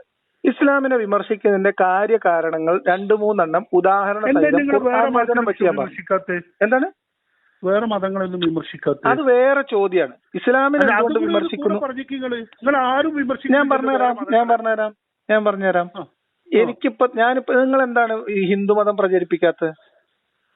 അതല്ലല്ല അതന്നെ എന്റെ മറുപടി. ഞാനൊരു മതവിശ്വാസിയാണ്. ഞാനൊരു വിശ്വാസത്തിൽ ആദർശത്തിൽ വിശ്വസിക്കുന്ന ആളാണ്. എനിക്ക് വേറെ ഒന്നും പ്രചരിപ്പിക്കേണ്ട ആവശ്യമില്ല. നിങ്ങൾ ഞാൻ ഇസ്ലാമിൽ തന്നെ ഉണ്ടായിരുന്ന ആളാണ്. ഇസ്ലാമിക ദർശനം അനുസരിച്ച് കൊല്ലപ്പെടണമെന്ന് നിയമമുള്ള. അതുകൊണ്ട് ഇസ്ലാമികമായിട്ട് ഇസ്ലാമിനെ മുഴുവനായിട്ട് വിമർശിക്കുക, അതാണ് ഉദ്ദേശിക്കുന്നത്. അതാണ് ഉദ്ദേശം. മറ്റു മതസ്ഥരെ നിങ്ങൾക്ക് പ്രശ്നമില്ല. ഇല്ല, ഞാനിപ്പോ അതിനെ വിമർശിക്കുന്നില്ല. അതൊരു സാമൂഹ്യ വിഷയങ്ങൾ എനിക്ക് തോന്നുന്ന സമയത്ത് പറയാറുണ്ട്. എന്ത് പറയാറ്? നിങ്ങൾ മറ്റുള്ളവരെ ഇതിനെ വാട്ടബൌട്ടറി എന്നാണ് പറയാ. അതായത് നമ്മൾ ഒരു കാര്യം പറയുമ്പോ ആ കാര്യത്തിൽ ഉത്തരം മുട്ടുമ്പോ നിങ്ങൾ എന്താ അത് ചെയ്യാത്ത, നിങ്ങൾ എന്താ ഇത് ചെയ്യാത്ത, നമുക്ക് സൗകര്യമില്ലായിട്ടെന്ന് പറയാം. ലളിതമായിട്ട് അവരുടെ വിശ്വാസവുമായിട്ട് നടക്കണം, അവരെ നിങ്ങൾ വിമർശിക്കുന്നത്. ഇസ്ലാമത വിശ്വാസികൾ വിശ്വാസവുമായിട്ട് നടക്കുന്നതിന് എനിക്ക് യാതൊരു വിയോജിപ്പുമില്ല. പിന്നെ എന്തിനാ നിങ്ങൾ അത്രയും ഇസ്ലാമിക ആശയം എന്തോ ആനത്തലയാണെന്ന് പറയുമ്പോൾ അല്ലാതെ എനിക്കറിയാം. അത് പറയും ഇസ്ലാമിനെ മാറ്റി മറിഞ്ഞോ? നിങ്ങളുടെ വിമർശനം കൊണ്ട് ഇസ്ലാം പിന്നെ നല്ല മാറ്റാണ്. എന്ത് മാറ്റം? അടിപൊളി മാറ്റം. ഇതിപ്പോ നിങ്ങൾക്ക് അസ്വസ്ഥത വരുന്നത് എന്തിനാ? ഇപ്പൊ ഞാൻ എന്നെ പോലുള്ള ആൾക്കാരുണ്ടാവും, നാട്ടിൽ കുഴപ്പങ്ങൾ ഉണ്ടാവും, ഫിത്തന ഉണ്ടാവും എന്ന് പറഞ്ഞാൽ നിങ്ങൾ എന്ത് ഫിത്തനാണ്? ഞാൻ അതായത് ഇതേപോലെ തന്നെ നിങ്ങള് ഈ മറ്റുള്ളവരെ ഇല്ലാത്ത കാര്യങ്ങൾ പറഞ്ഞ് പ്രചരിപ്പിച്ചിട്ട് ആ നാട്ടിൽ ഫസാദ് ഉണ്ടാക്കും. എന്താ ഫസാദ് എന്നാണ് ഉദ്ദേശിച്ചത്? എന്ത് ഫസാദ് പറഞ്ഞ് നിങ്ങളിപ്പോ പോയിട്ട് ഒരു ഇസ്ലാമിക രാജ്യത്ത് നിങ്ങൾ ജീവിക്കുന്നു, അവിടുന്ന് ആ മതത്തിനെ തള്ളി പറഞ്ഞുകൊണ്ട് നിങ്ങൾ വേറെ ഉള്ളവരെ അതിലേക്ക് നിങ്ങളുടെ ഭാഗത്തേക്ക് തിരിപ്പുണ്ടാക്കി കൂട്ടാൻ വേണ്ടിയിട്ട് നിങ്ങൾ ഇത് പ്രചരിപ്പിക്കും, തമ്മിൽ തല്ലിപ്പിക്കും. ഇതൊക്കെ ഫസാദല്ലേ? അപ്പൊ ആ ഫസാദ് എനിക്ക് ഇവിടെ ഇതിനേക്കാൾ നന്നായിട്ട് ഉണ്ടാക്കാൻ പറ്റുന്നില്ലേ? ഇവിടെ പറ്റൂല നിങ്ങൾക്ക്. കാരണം എന്തുകൊണ്ട്? ഇതൊരു മതേതര രാജ്യവും ഇവിടെ ഒരു നല്ല ഭരണഘടനയും ഇവിടെ നല്ലൊരു തത്വം. അത് എനിക്കല്ല ബുദ്ധിമുട്ട്, നിങ്ങൾക്കാണ് ശരിയത്ത് നിയമം നടപ്പിലാക്കാൻ പറ്റാത്ത ഒരിക്കലും ബുദ്ധിമുട്ടില്ല. പിന്നെ നിങ്ങൾക്ക് ഞാൻ ചോദിക്കട്ടെ, ശരിയത്ത് നിയമം നടപ്പിലാക്കാൻ പറ്റുന്ന രാജ്യമാണ് നിങ്ങൾ ഇപ്പൊ എന്റെ തല വെട്ടൂലേ? അവര് എല്ലാ മനുഷ്യരും ഇസ്ലാമിക ശരീഅത്ത് അനുസരിച്ചിട്ടുള്ള നാടാണിതെങ്കിൽ എന്റെ തല വെട്ടിയിട്ടുണ്ടാവില്ലേ? ഇസ്ലാമിക ശരീഅത്തിന്റെ അല്ല, ഇവിടെ ഇസ്ലാമിക ശരീഅത്ത് ഇവിടെ ഉണ്ടോ ഇല്ല എന്നുള്ളതല്ല. ഇസ്ലാമിക ശരീഅത്ത് ആയിരുന്നെങ്കിൽ നിങ്ങൾ വിദേശത്താണെങ്കിൽ നിങ്ങൾ അതിന് എന്താണോ ഇസ്ലാം പറഞ്ഞ ശിക്ഷ നടപ്പാക്കുക. എന്താണ് ശിക്ഷ? നാട്ടിലാണെങ്കിൽ എന്താണ് എന്താണോ ഇസ്ലാമിൽ അപ്പൊ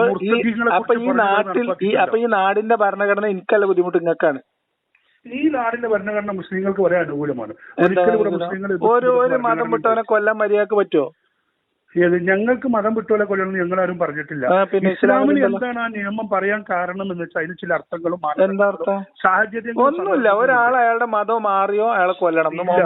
അതിലൊക്കെ ചില സന്ദർഭങ്ങളും സാഹചര്യങ്ങളും ഉണ്ട്. ഒരു സന്ദർഭവും സാഹചര്യം ഇല്ലാത്ത ഹദീസുകൾ ഞങ്ങൾക്ക് വായിച്ചുതരാം. ഒരു സന്ദർഭവും സാഹചര്യം ഇല്ലാതെ ക്രോഡീകരിക്കപ്പെട്ട സഹീഹ് ഹദീസുകൾ ഞങ്ങൾക്ക് വായിച്ചുതരാം. നിങ്ങൾക്ക് അനുകൂലമായ രീതിയിൽ അതങ്ങ് പറഞ്ഞു വരുത്തി. അതാണ്ടായത്. എന്താണ് പ്രശ്നം? ഇപ്പൊ നിങ്ങൾ തന്നെ പറഞ്ഞത് മതം വിട്ടവനെ കൊല്ലണേൽ ഒരു കുഴപ്പമില്ലാന്ന്. അല്ലല്ല, മതം വിട്ടവനെ കൊല്ലുന്നതിന് കുഴപ്പമില്ലെന്നല്ല ഞാൻ പറഞ്ഞത്. ശരിയാണ്. നിങ്ങളൊന്ന് ഒരു മിനിറ്റ് ഒന്ന് ഒരു 10 സെക്കൻഡ് ഒന്ന് ശ്വാസം എടുത്തിട്ട് നിങ്ങളെ മനസ്സിനോട് ചോദിച്ചേ, ഒരാൾക്ക് ഒരാളുടെ വിശ്വാസം, അയാൾ ആ വിശ്വാസം ശരിയല്ല തോന്നി, അല്ലെ വേറൊരു വിശ്വാസമാണ് ശരി തോന്നി, അല്ലെ എനിക്ക് വിശ്വാസം വേണ്ടാന്ന് ഒരാൾ തോന്നിയാൽ അത് അയാൾ കൊല്ലപ്പെടാനും മാത്രമുള്ള കുറ്റാണോ? ചിലപ്പോൾ അതായിരിക്കും. അല്ല, നിങ്ങളൊരു ഇതില് അത് എന്റെ ഇതിൽ തന്നെ ഞാൻ പറയുന്നത് ചിലപ്പോൾ അതായിരിക്കും. ചില സാഹചര്യങ്ങൾ. അല്ല, എന്താണ് സാഹചര്യം? ഒരാളുടെ വിശ്വാസം അയാൾ ഉപേക്ഷിക്കുന്നു. ഇന്നലെ വരെ നിസ്കരിച്ചിരുന്നു, ഇനി നിസ്കരിക്കേണ്ട തീരുമാനിച്ചു. നോൽമ്പ് വെച്ചിരുന്നു, നോൽമ്പ് വെൽക്കണില്ല. അള്ളാഹു മുഹമ്മദ് നബി അള്ളാഹിന്റെ പ്രവാചകനാണെന്നോ അള്ളാഹു ആണ് ഈ പറയപ്പെടുന്ന ദൈവം എന്നോ അയാൾക്ക് സംശയം തോന്നി. അയാൾ അതിന് കൊന്നുകളയണോ? സുഹൃത്തെ, ഇസ്ലാമില് മതം വിട്ടവനെ കൊല്ലണമെന്ന് പറഞ്ഞതിന്റെ അർത്ഥം എന്താണ്? ചില സാഹചര്യങ്ങളും സന്ദർഭങ്ങളും ഖുർആനിൽ വന്നതാണത്. കാലാകാലം മതം വിട്ടവനെ കൊല്ലണം എന്ന അർത്ഥം പറഞ്ഞു. നിങ്ങൾ മതം വിട്ടവനെ കൊല്ലണം എന്ന് ഇസ്ലാമിൽ നിയമമുണ്ട്. നിങ്ങൾ അതിന്റെ മലയാള പരിഭാഷ വായിച്ചിട്ട് നിങ്ങൾ ഇന്ന് അറബി നിങ്ങൾ മുഫസ്സിറാണെന്നല്ലേ നിങ്ങൾ പറഞ്ഞത്. ഞാൻ ഒരു കാര്യം ഞങ്ങൾക്ക് പറഞ്ഞു, ഞങ്ങളുടെ നേരിട്ട് കാണുകയാണെങ്കിൽ നിങ്ങൾക്ക് ഞാൻ അതിന്റെ കംപ്ലീറ്റ് പറഞ്ഞുതരാം. നിങ്ങൾ നേരിട്ട് കാണുന്നതിനൊന്നും നമുക്ക് പ്രയാസമൊന്നുമില്ല, പക്ഷെ നമ്മൾ സംസാരിക്കാനാവണം. അപ്പൊ ഈ കാര്യങ്ങളൊക്കെ സംസാരിച്ചതിൽ നിന്ന് നിങ്ങൾക്ക് കാര്യം മനസ്സിലായി. ഇനി ഞാൻ നിങ്ങൾക്ക് പറഞ്ഞുതരാം. ഞാൻ വിശ്വസിക്കുന്നത് മനുഷ്യർ എന്ന് പറയുന്ന ഒരു ജീവി വർഗം നമ്മളിവിടെ ജീവിക്കുന്നുണ്ട്. അത് വിശ്വാസമല്ല, അത് നമ്മളുടെ ഒരു ബോധ്യമാണ്. ആ മനുഷ്യർക്കിടയിൽ മതപരമായോ അല്ലാതെയോ ഉണ്ടാവുന്ന വേലിക്കെട്ടുകൾ, മതം കൊണ്ട് മനുഷ്യർ നേരിടുന്ന പ്രശ്നങ്ങൾ, അങ്ങോട്ടും ഇങ്ങോട്ടും ഉണ്ടാവുന്ന സ്പർദ്ധ, ഇതിനൊക്കെ കാരണമായിട്ടുള്ള മതത്തിന്റെ ആചാരങ്ങൾ, മറ്റുള്ളവരുടെ ജീവിതത്തിലേക്ക് കടന്നു കയറിയിട്ട് അഭിപ്രായം പറയുന്ന മൊയ്ലിയാര്, ഇതൊക്കെ ഉള്ള കാലത്തോളം ഇതിന്റെ സാമൂഹ്യ രാഷ്ട്രീയ വശങ്ങൾ പറയുകയും വിമർശിക്കുകയും ചെയ്യും. എന്തുകൊണ്ടെന്ന് വെച്ചാൽ അടിസ്ഥാനപരമായി ഞാൻ വിശ്വസിക്കുന്നത് എല്ലാ മനുഷ്യരും തുല്യമായ അന്തസ്സും അവകാശങ്ങളും ഉള്ളവരാണെന്നാണ്. ഇസ്ലാം ആ വിശ്വാസത്തെ അംഗീകരിക്കുന്നില്ല. നിങ്ങൾക്ക് ഇഷ്ടമില്ലാത്ത ഒരു വിശ്വാസം. അതുകൊണ്ടാണ് ഞാൻ എല്ലാ മുസ്ലിങ്ങളെയും ബഹുമാനിക്കുന്ന ആളാണ്. അപ്പൊ ഞാൻ നിങ്ങളോട് അപമര്യാദമായിട്ട് എന്തെങ്കിലും വാക്ക് പറഞ്ഞോ? ഇല്ലല്ലോ. നിങ്ങൾ അപമര്യാദ പറഞ്ഞു, ഞാൻ നിങ്ങളോട് എന്തെങ്കിലും പറഞ്ഞോ? ഇല്ല. പക്ഷെ ഖുർആനിൽ വിശ്വസിക്കാത്ത ആളുകളെ കുറിച്ചും കാഫിറിനെ കുറിച്ചും മുശ്രിക്കിനെ കുറിച്ചും മോശം എഴുതി വെച്ചിട്ടുണ്ട്. ഇല്ല, അത് നിങ്ങൾക്ക് തെറ്റുപറ്റി. ഞാൻ മലയാളം പരിഭാഷ വായിക്കും, ഞാൻ അറബിയും വായിക്കും, ഇംഗ്ലീഷും വായിക്കും, അതിലൊന്നും കുഴപ്പമില്ല. ഞാനൊരു സാധ്യം ചോദിക്കട്ടെ. നിങ്ങളൊരു യഥാർത്ഥ ഒരു മതപണ്ഡിതന്റെ അടുത്ത് പോയിട്ട്, യഥാർത്ഥ മതപണ്ഡിതനായിരിക്കണം. നടക്കുന്നു. എന്നിട്ട് എന്താണ് ഉസ്താദ് ഈ ഇതിന്റെ ഭാഷ, ഇതിന്റെ അർത്ഥം, ഇതുകൊണ്ട് എന്താണ് ഉദ്ദേശം എന്ന് നിങ്ങൾ ഇന്ന് ആരോടെങ്കിലും ചോദിച്ചിട്ടുണ്ട്? ഞാൻ ആവശ്യത്തിലധികം ആളുകളോട് ചോദിച്ചിട്ടുണ്ട്. ആവശ്യത്തിലധികം ചർച്ചകൾ നടന്നിട്ടുണ്ട്. ആവശ്യത്തിലധികം വർഷം എടുത്തിട്ടുണ്ട് ഞാൻ ഈ കാര്യങ്ങൾ പഠിക്കാൻ. ഇത് ഖുർആനിൽ മുഴുവൻ തെറ്റ്, പ്രവാചകന്റെ ജീവിതം അങ്ങനെയൊന്നും ഞാൻ പറയാത്തത് നിങ്ങൾ പറയണ്ട. ഖുർആനിലുള്ളത് മുഴുവൻ തെറ്റാണ്, പ്രവാചകൻ ചെയ്തത് മുഴുവൻ ശരികേടാണെന്നൊന്നും ഞാൻ എവിടെയും പറഞ്ഞിട്ടില്ല. നിങ്ങൾ ഒരു നന്മ അവരെ കുറിച്ച് പറഞ്ഞിട്ടുണ്ടെങ്കിൽ കുഴപ്പമില്ല. നന്മകൾ ഉണ്ടാവുമല്ലോ, സ്വാഭാവികമായിട്ടുണ്ടാവും. ഞാൻ ഇപ്പൊ നിങ്ങളോട് പറയാം, ഞാൻ ഇസ്ലാമിക വിശ്വാസം അനുസരിച്ചിട്ട് എന്താ പറയാ, ഏറ്റവും സ്വീകാര്യമായിട്ടുള്ള ഹദീസുകളുടെ ഗണത്തിൽ പറയപ്പെടുന്ന ഒരു ഹദീസാണ് ഇന്നമൽ അഅ്മാലു ബിന്നിയാത്ത്, അല്ലെ? മുത്തവാത്തിറായിട്ടുള്ള ഹദീസാണ്. അല്ല, ഞാൻ പറയട്ടെ, ആ ആശയം ശരിയാണ്. ഞാൻ അത് എന്റെ പ്രസംഗത്തിലൊക്കെ പറയാറുള്ള ആളാണ്. അത് വിചാരിച്ചിട്ട് അത് ഇസ്ലാം പറഞ്ഞ കാര്യം, ഇസ്ലാം മാത്രം പറഞ്ഞ കാര്യമല്ല, അതൊരു പൊതു തത്വമാണ്. അതായത് നിങ്ങളുടെ കർമ്മങ്ങൾ നിങ്ങളുടെ ഉദ്ദേശമാണ് നിങ്ങളുടെ കർമ്മത്തിന്റെ അതിന്റെ പ്രസക്തി. നിങ്ങൾ എന്ത് ഉദ്ദേശത്തിൽ ഒരു കാര്യം ചെയ്യുന്നു, നിങ്ങളുടെ ലക്ഷ്യവും മാർഗവും. ഇസ്ലാമിന്റെ തെറ്റ് അങ്ങനെയാണോ ഞാൻ പറഞ്ഞത്? അതേ സമയത്ത് ഒരാൾക്ക് വിശ്വാസം നഷ്ടപ്പെട്ട ആളെ കൊന്നു കളയണം എന്ന് പറയുന്നത് അങ്ങേയറ്റത്തെ നീചമായിട്ടുള്ള സാധനമാണ്. അത് നിങ്ങളുടെ ചിന്തയിൽ അതുള്ളൂ, ആണ് നിങ്ങളുടെ ചിന്തയ്ക്ക്. എന്റെ ചിന്തയാണ് ഞാൻ പറയുന്നത്. അതിൽ നിങ്ങൾക്ക് എന്തെങ്കിലും ബുദ്ധിമുട്ടുണ്ടോ?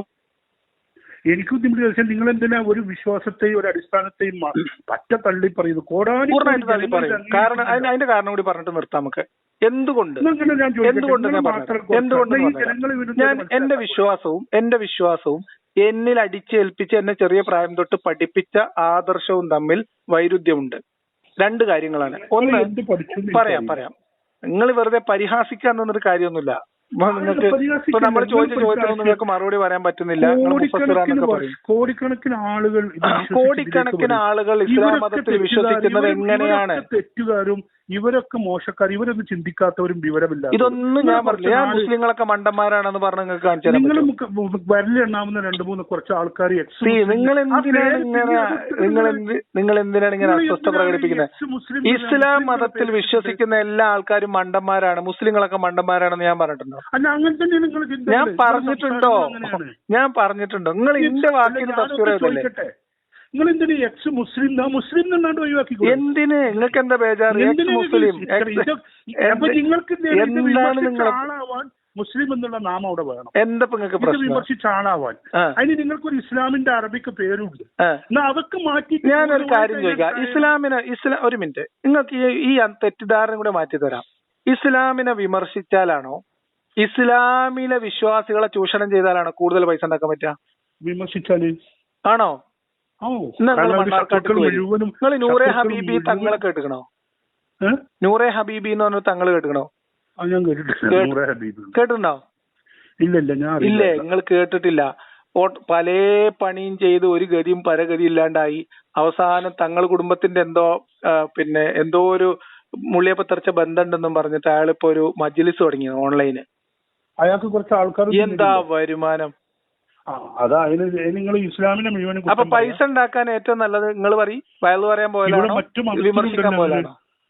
മറ്റു മതത്തിലുണ്ടല്ലോ അങ്ങനെ ആത്മീയത അതുണ്ട്, വിറ്റ് പൈസ ഉണ്ടാക്കണവരുണ്ട്. അപ്പൊ ഞാൻ ചോദിക്കുന്നത്, ഒരു മതം കൊണ്ട് പണം ഉണ്ടാക്കാനാണെങ്കിൽ അതിനെ വിമർശിക്കലാണോ എളുപ്പം, അതിന്റെ കൂടെ നിന്ന് ചൂഷണം ചെയ്യലാണോ എളുപ്പം?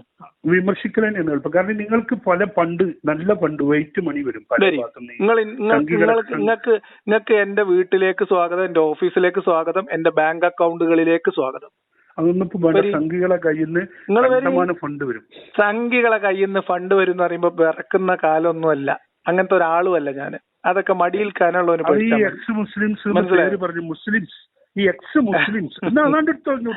ഇത് ഒരാശയം പറയുമ്പോ നോക്കൂ, ഞാൻ നിങ്ങളെ പ്രായത്തെ ബഹുമാനിച്ച് പറയുന്നു. ഒരാശയത്തെ ആശയപരമായിട്ട് പറയുമ്പോ ആശയപരമായിട്ട് ലിയാഖത്ത് ഇന്ന പറഞ്ഞ വാക്ക് ഇപ്പൊ സംഘികളിൽ നിന്ന് പൈസ വാങ്ങിയിട്ടാണെങ്കിലും വാങ്ങാതെ ആണെങ്കിലും പറയണത് ഇസ്ലാം ആണെങ്കിൽ ആ പറയുന്നതിനൊരു മറുപടി ഉണ്ടാവുമല്ലോ. ഒന്നുകിൽ ആ പറയണത് ശരിയാണ്, അല്ലെങ്കിൽ ആ പറയണത് തെറ്റാണ്. ഇല്ലേ? ഞങ്ങൾ പറഞ്ഞത് തെറ്റാന്ന് പറഞ്ഞല്ലോ. ഏതാണ് പറഞ്ഞത്? നിങ്ങൾ ഒരു ഉദാഹരണം പറയാൻ പറഞ്ഞു, ഇതുവരെ കിട്ടിയില്ല. ഒരെണ്ണം ഇസ്ലാമിനെ കുറിച്ച് ഞാൻ പറഞ്ഞ ആശയങ്ങളിൽ ഒരെണ്ണം പറയും. എന്താണ് തെറ്റെന്ന് പറയും? നിങ്ങള് ഈ പ്രവാചകനെ കുറിച്ചും ഖുർആനെ കുറിച്ചും പറഞ്ഞ വയലുകൾ ഭേദം നോക്കിയിട്ട് അപ്പൊ നിങ്ങളെ ഓർമ്മയിൽ ഒന്നുമില്ല. ഞാൻ പറഞ്ഞ ഒരു തെറ്റുമില്ല, മുഴുവനും കേട്ടിട്ടില്ല. ഒരെണ്ണമില്ല നിങ്ങളില്. ഒരു സാധനം നിങ്ങളെ മനസ്സിൽ തങ്ങി നിൽക്കുന്നില്ല. നിങ്ങൾ ഇത്രയും ജീവനേക്കാളും സ്നേഹിക്കുന്ന പ്രവാചകനെ കുറിച്ച് ഞാൻ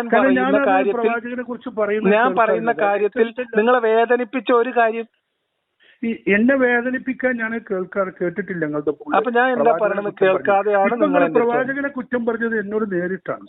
എന്താ പറഞ്ഞത്? ഇപ്പൊ നിങ്ങൾ പറഞ്ഞല്ലോ പ്രവാചകൻ അവിടെ എന്തോ ക്ഷേത്രം പൊളിച്ചു, ക്ഷേത്രം കയ്യേറി. ഈ ക്ഷേത്രം നിങ്ങള് മുഹമ്മദ് നബി എന്തായാലും ഉണ്ടാക്കിയതല്ല, വിശ്വാസികൾ ഉണ്ടാക്കിയതല്ല. ഇവിടെ സംഘപരിവാർ ബാബരി മസ്ജിദ് കൈയടക്കിയത് പോലെ കൈയടക്കിയതാണ് അവിടെ. അതെയോ? സംഘപരിവാർ ബാബരി മസ്ജിദ് കൈയടക്കിയത്, ബാബരി മസ്ജിദ് അവിടെ മുമ്പ് അവരുടെ ക്ഷേത്രം ഉണ്ടായിരുന്നല്ലേ പറയുന്നു? അതാണ് പറയണേ. നിങ്ങളെന്താ പറയണേ? ഉണ്ടായിരുന്നോ? അല്ല, നിങ്ങളെന്താ പറയണേ? അല്ല, അതുണ്ടായിരുന്നു. അല്ല, നിങ്ങളെന്താ പറയണേ? അല്ല, നിങ്ങളെന്താ പഠിച്ചിട്ടില്ല. അതായത് ഇവരെ വർഷങ്ങളായിട്ട് അല്ലെങ്കിൽ പതിറ്റാണ്ടുകളായി നൂറ്റാണ്ടുകളായി മുസ്ലിങ്ങൾ ആരാധന നടത്തി പോന്നിരുന്ന ഒരു മസ്ജിദ്, അതെ, അത് രാമജന്മഭൂമിയാണ് എന്ന് സംഘികൾ പറയുന്നു. ഓക്കെ. എന്നിട്ട് അവരത് കൈക്കലാക്കാനുള്ള ഗൂഢപദ്ധതികൾ ഉണ്ടാക്കുന്നു. ഒരു ഘട്ടം കഴിയുമ്പോ ഇവിടുത്തെ ഒരു കാലഘട്ടത്തിന്റെയും പരിമിതി വെച്ചുകൊണ്ട് ഇവിടെ ആളുകൾ കയറി അവിടെ പൊളിക്കുന്നു, പ്രശ്നം ഉണ്ടാക്കുന്നു, കോടതി വ്യവഹാരം തുടങ്ങുന്നു, ഇങ്ങനെ പല പ്രശ്നങ്ങൾ ഉണ്ടാക്കുന്നു. അവസാനം അത് അവരുടെ കയ്യിലെത്തുന്നു. അപ്പൊ നിങ്ങൾക്ക് സന്തോഷിക്കല്ലേ വേണ്ടത്? കാരണം മുസ്ലിം കമ്മ്യൂണിറ്റി നമ്മളൊരു വിഷയത്തിൽ സംസാരിക്കാണ്. ഇനി നിങ്ങൾ പറയും മക്കയില് ഇതേ രീതിയിലല്ലെങ്കിൽ എങ്ങനെയാണ് കഅബ ഇസ്ലാമിന്റെ കയ്യിലെത്തിയത്? പറയും. കഅബ ഇസ്ലാമിന്റെ കയ്യിലെത്തിയത്, കഅബയിൽ അന്ന് മക്കയിലുണ്ടായിരുന്ന മുഴുവൻ ജനങ്ങളും ഇസ്ലാമിനെ സ്വീകരിച്ചു. അന്ന് അവിടെ ഒരു തുള്ളി രക്തം പോലും ചിന്താതെയാണ് അതായത് അതിപ്പോ നിങ്ങളോട്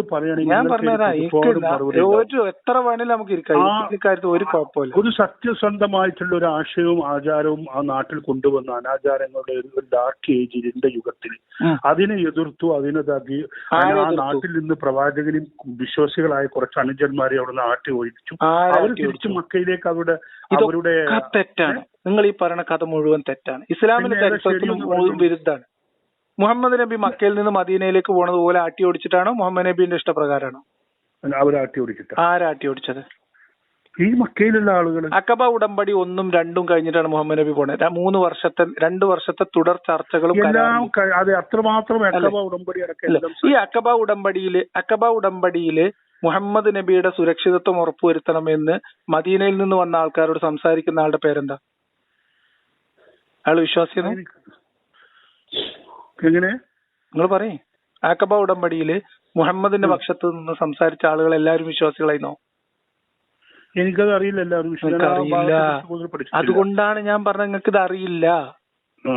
മനസ്സിലായോ? നിങ്ങൾ ഈ പറഞ്ഞ കഥ മുഴുവൻ തെറ്റാണ്. അതായത് നമ്മളെ കുട്ടികളെ പറയട്ടെ. ഞാൻ മദ്രസയിൽ പഠിച്ചു, കുറെ കാലം മദ്രസയിൽ പോയതാ. മദ്രസയിൽ പോകുമ്പോ നമുക്ക് കിട്ടുന്ന ഇസ്ലാമുണ്ട്. നമ്മളെ മൂല്യന്മാര് വയല് പറഞ്ഞിട്ട് നമുക്ക് രാത്രികളില് ഇശാ നിസ്കാരം കഴിഞ്ഞിട്ടുള്ള വയല്, മഗ്‌രിബ് കഴിഞ്ഞിട്ട് ഇശാം കഴിഞ്ഞ് നീണ്ടുപോകുന്ന വയല്, ഇതൊക്കെ കേട്ട് നടന്ന കാലത്ത് നമ്മൾ മനസ്സിലാക്കുന്ന ഒരു ഇസ്ലാമുണ്ട്. എന്നാൽ ഇസ്ലാമിന്റെ ഗ്രന്ഥങ്ങളിൽ, ഖുർആനിൽ, അതിന്റെ തഫ്സീറിൽ, ഹദീസ് ഗ്രന്ഥങ്ങളിൽ, ഇസ്ലാമിന്റെ സീറകളിൽ എഴുതി വെക്കപ്പെട്ട ഇസ്ലാമിന്റെ ചരിത്രമുണ്ട്. ഇത് രണ്ടാണ്. ഞങ്ങൾക്കത് തെറ്റാണെന്ന് ബോധ്യപ്പെടുത്താൻ വേണ്ടി ഒരു തെളിവും കൂടി പറഞ്ഞുതരാം. നമ്മൾ മുഹമ്മദ് നബി മക്കയില് ആയിരിക്കുന്ന സമയത്ത്, നിസ്കരിക്കുന്ന സമയത്ത് മുഹമ്മദ് നബി സുജൂദിൽ പോയപ്പോ ഒരാള് ഒട്ടകത്തിന്റെ കുടൽമാല കൊണ്ടുവന്ന് കഴുത്തിലിട്ടു എന്ന് പറയുന്ന ഒരു സംഭവമുണ്ട്. ആ സംഭവത്തിൽ അത് ചെയ്ത ആളോട് മുഹമ്മദ് നബി എന്ത് ചെയ്തു എന്നാണ് നമ്മൾ പഠിച്ചിട്ടുള്ളത്? അയാളൊന്നും ചെയ്തിട്ടില്ലല്ലോ. അയാളെ ക്ഷമിച്ചു. അയാൾ എപ്പോഴാ കൊല്ലപ്പെടുന്നത്? അതെനിക്കറിയില്ല. അറിയില്ല. അതാണ് പ്രശ്നം. അതാണ് ഞാൻ പറഞ്ഞത്. അപ്പൊ നമ്മള് മദ്രസയിൽ നിന്ന് പഠിച്ചതും മൂല്യന്മാര് പറഞ്ഞതും പിന്നെ വയല് കേൾക്കുന്നതുമായിട്ടുള്ള ഇസ്ലാമിന്റെ ഒതന്റിക് ആയിട്ടുള്ള ഗ്രന്ഥങ്ങളിൽ കിടക്കുന്ന ഇസ്ലാം രണ്ടാണ്. ഈ ഒതന്റിക് ആയിട്ടുള്ള ഗ്രന്ഥങ്ങൾ നിങ്ങൾ ഏതാ പറയുന്നത്? ഖുർആനുണ്ട്. അതിന്റെ തഫ്സീർ തബ്രി മുതൽ ഇങ്ങോട്ട് നിങ്ങൾക്ക് എടുക്കാവുന്നതും കൊള്ളാവുന്നതും തള്ളാവുന്നതുമായിട്ടുള്ള തഫ്സീർ ഗ്രന്ഥങ്ങളുണ്ട്. സഹീഹുൽ ബുഖാരി, മുസ്ലിം, സുനൻ നസായി, ദാവൂദ്, തിർമിദി, ഇബ്നു മാജ, മാലിക്, അഹ്മദ്, എത്ര ഹദീസ് ഗ്രന്ഥങ്ങളുണ്ട്. വേണ്ട നമ്മൾ സിഹാവ് സിത്ത മാത്രം എടുക്കുക. സീറത്ത് റസൂലുള്ള ഉണ്ട്. ഇങ്ങനെ ഇങ്ങോട്ട് വന്നാലും കേരളത്തിൽ ഏറ്റവും അവസാന കാലഘട്ടത്തിൽ എഴുതിയ പിന്നെ താരിഖുൽ ഇസ്ലാം, ആമിന ബുക്സ് പബ്ലിഷ് ചെയ്ത മലയാളം ഉണ്ട്. എത്രയോ പണ്ഡിതന്മാർ കൂടിയിരുന്ന് ആലോചിച്ച് നെല്ലും പതിനും തിരിച്ചെഴുതിയത്. അപ്പൊ ഇങ്ങനെയുള്ള ഹദീസ് ഗ്രന്ഥങ്ങളിലൂടെ പോയി കഴിഞ്ഞാൽ ഈ ഒട്ടകത്തിന്റെ കുടൽമാല കഴുത്തിലിട്ടപ്പം ക്ഷമിച്ചു എന്ന് പറയപ്പെടുന്ന വ്യക്തിയെ ബദർ കഴിഞ്ഞതിന് ശേഷം കുറെ ആളുകളെ ബന്ദികളെ പിടിച്ചപ്പം ആ ബന്ദികളുടെ കാര്യത്തിൽ അള്ളാഹുവിന്റെ തീരുമാനം വരുന്നതിന് മുൻപ് കൊല്ലാൻ കൽപ്പിച്ചു മുഹമ്മദ് നബി. നിങ്ങൾക്കറിയോ കഥ?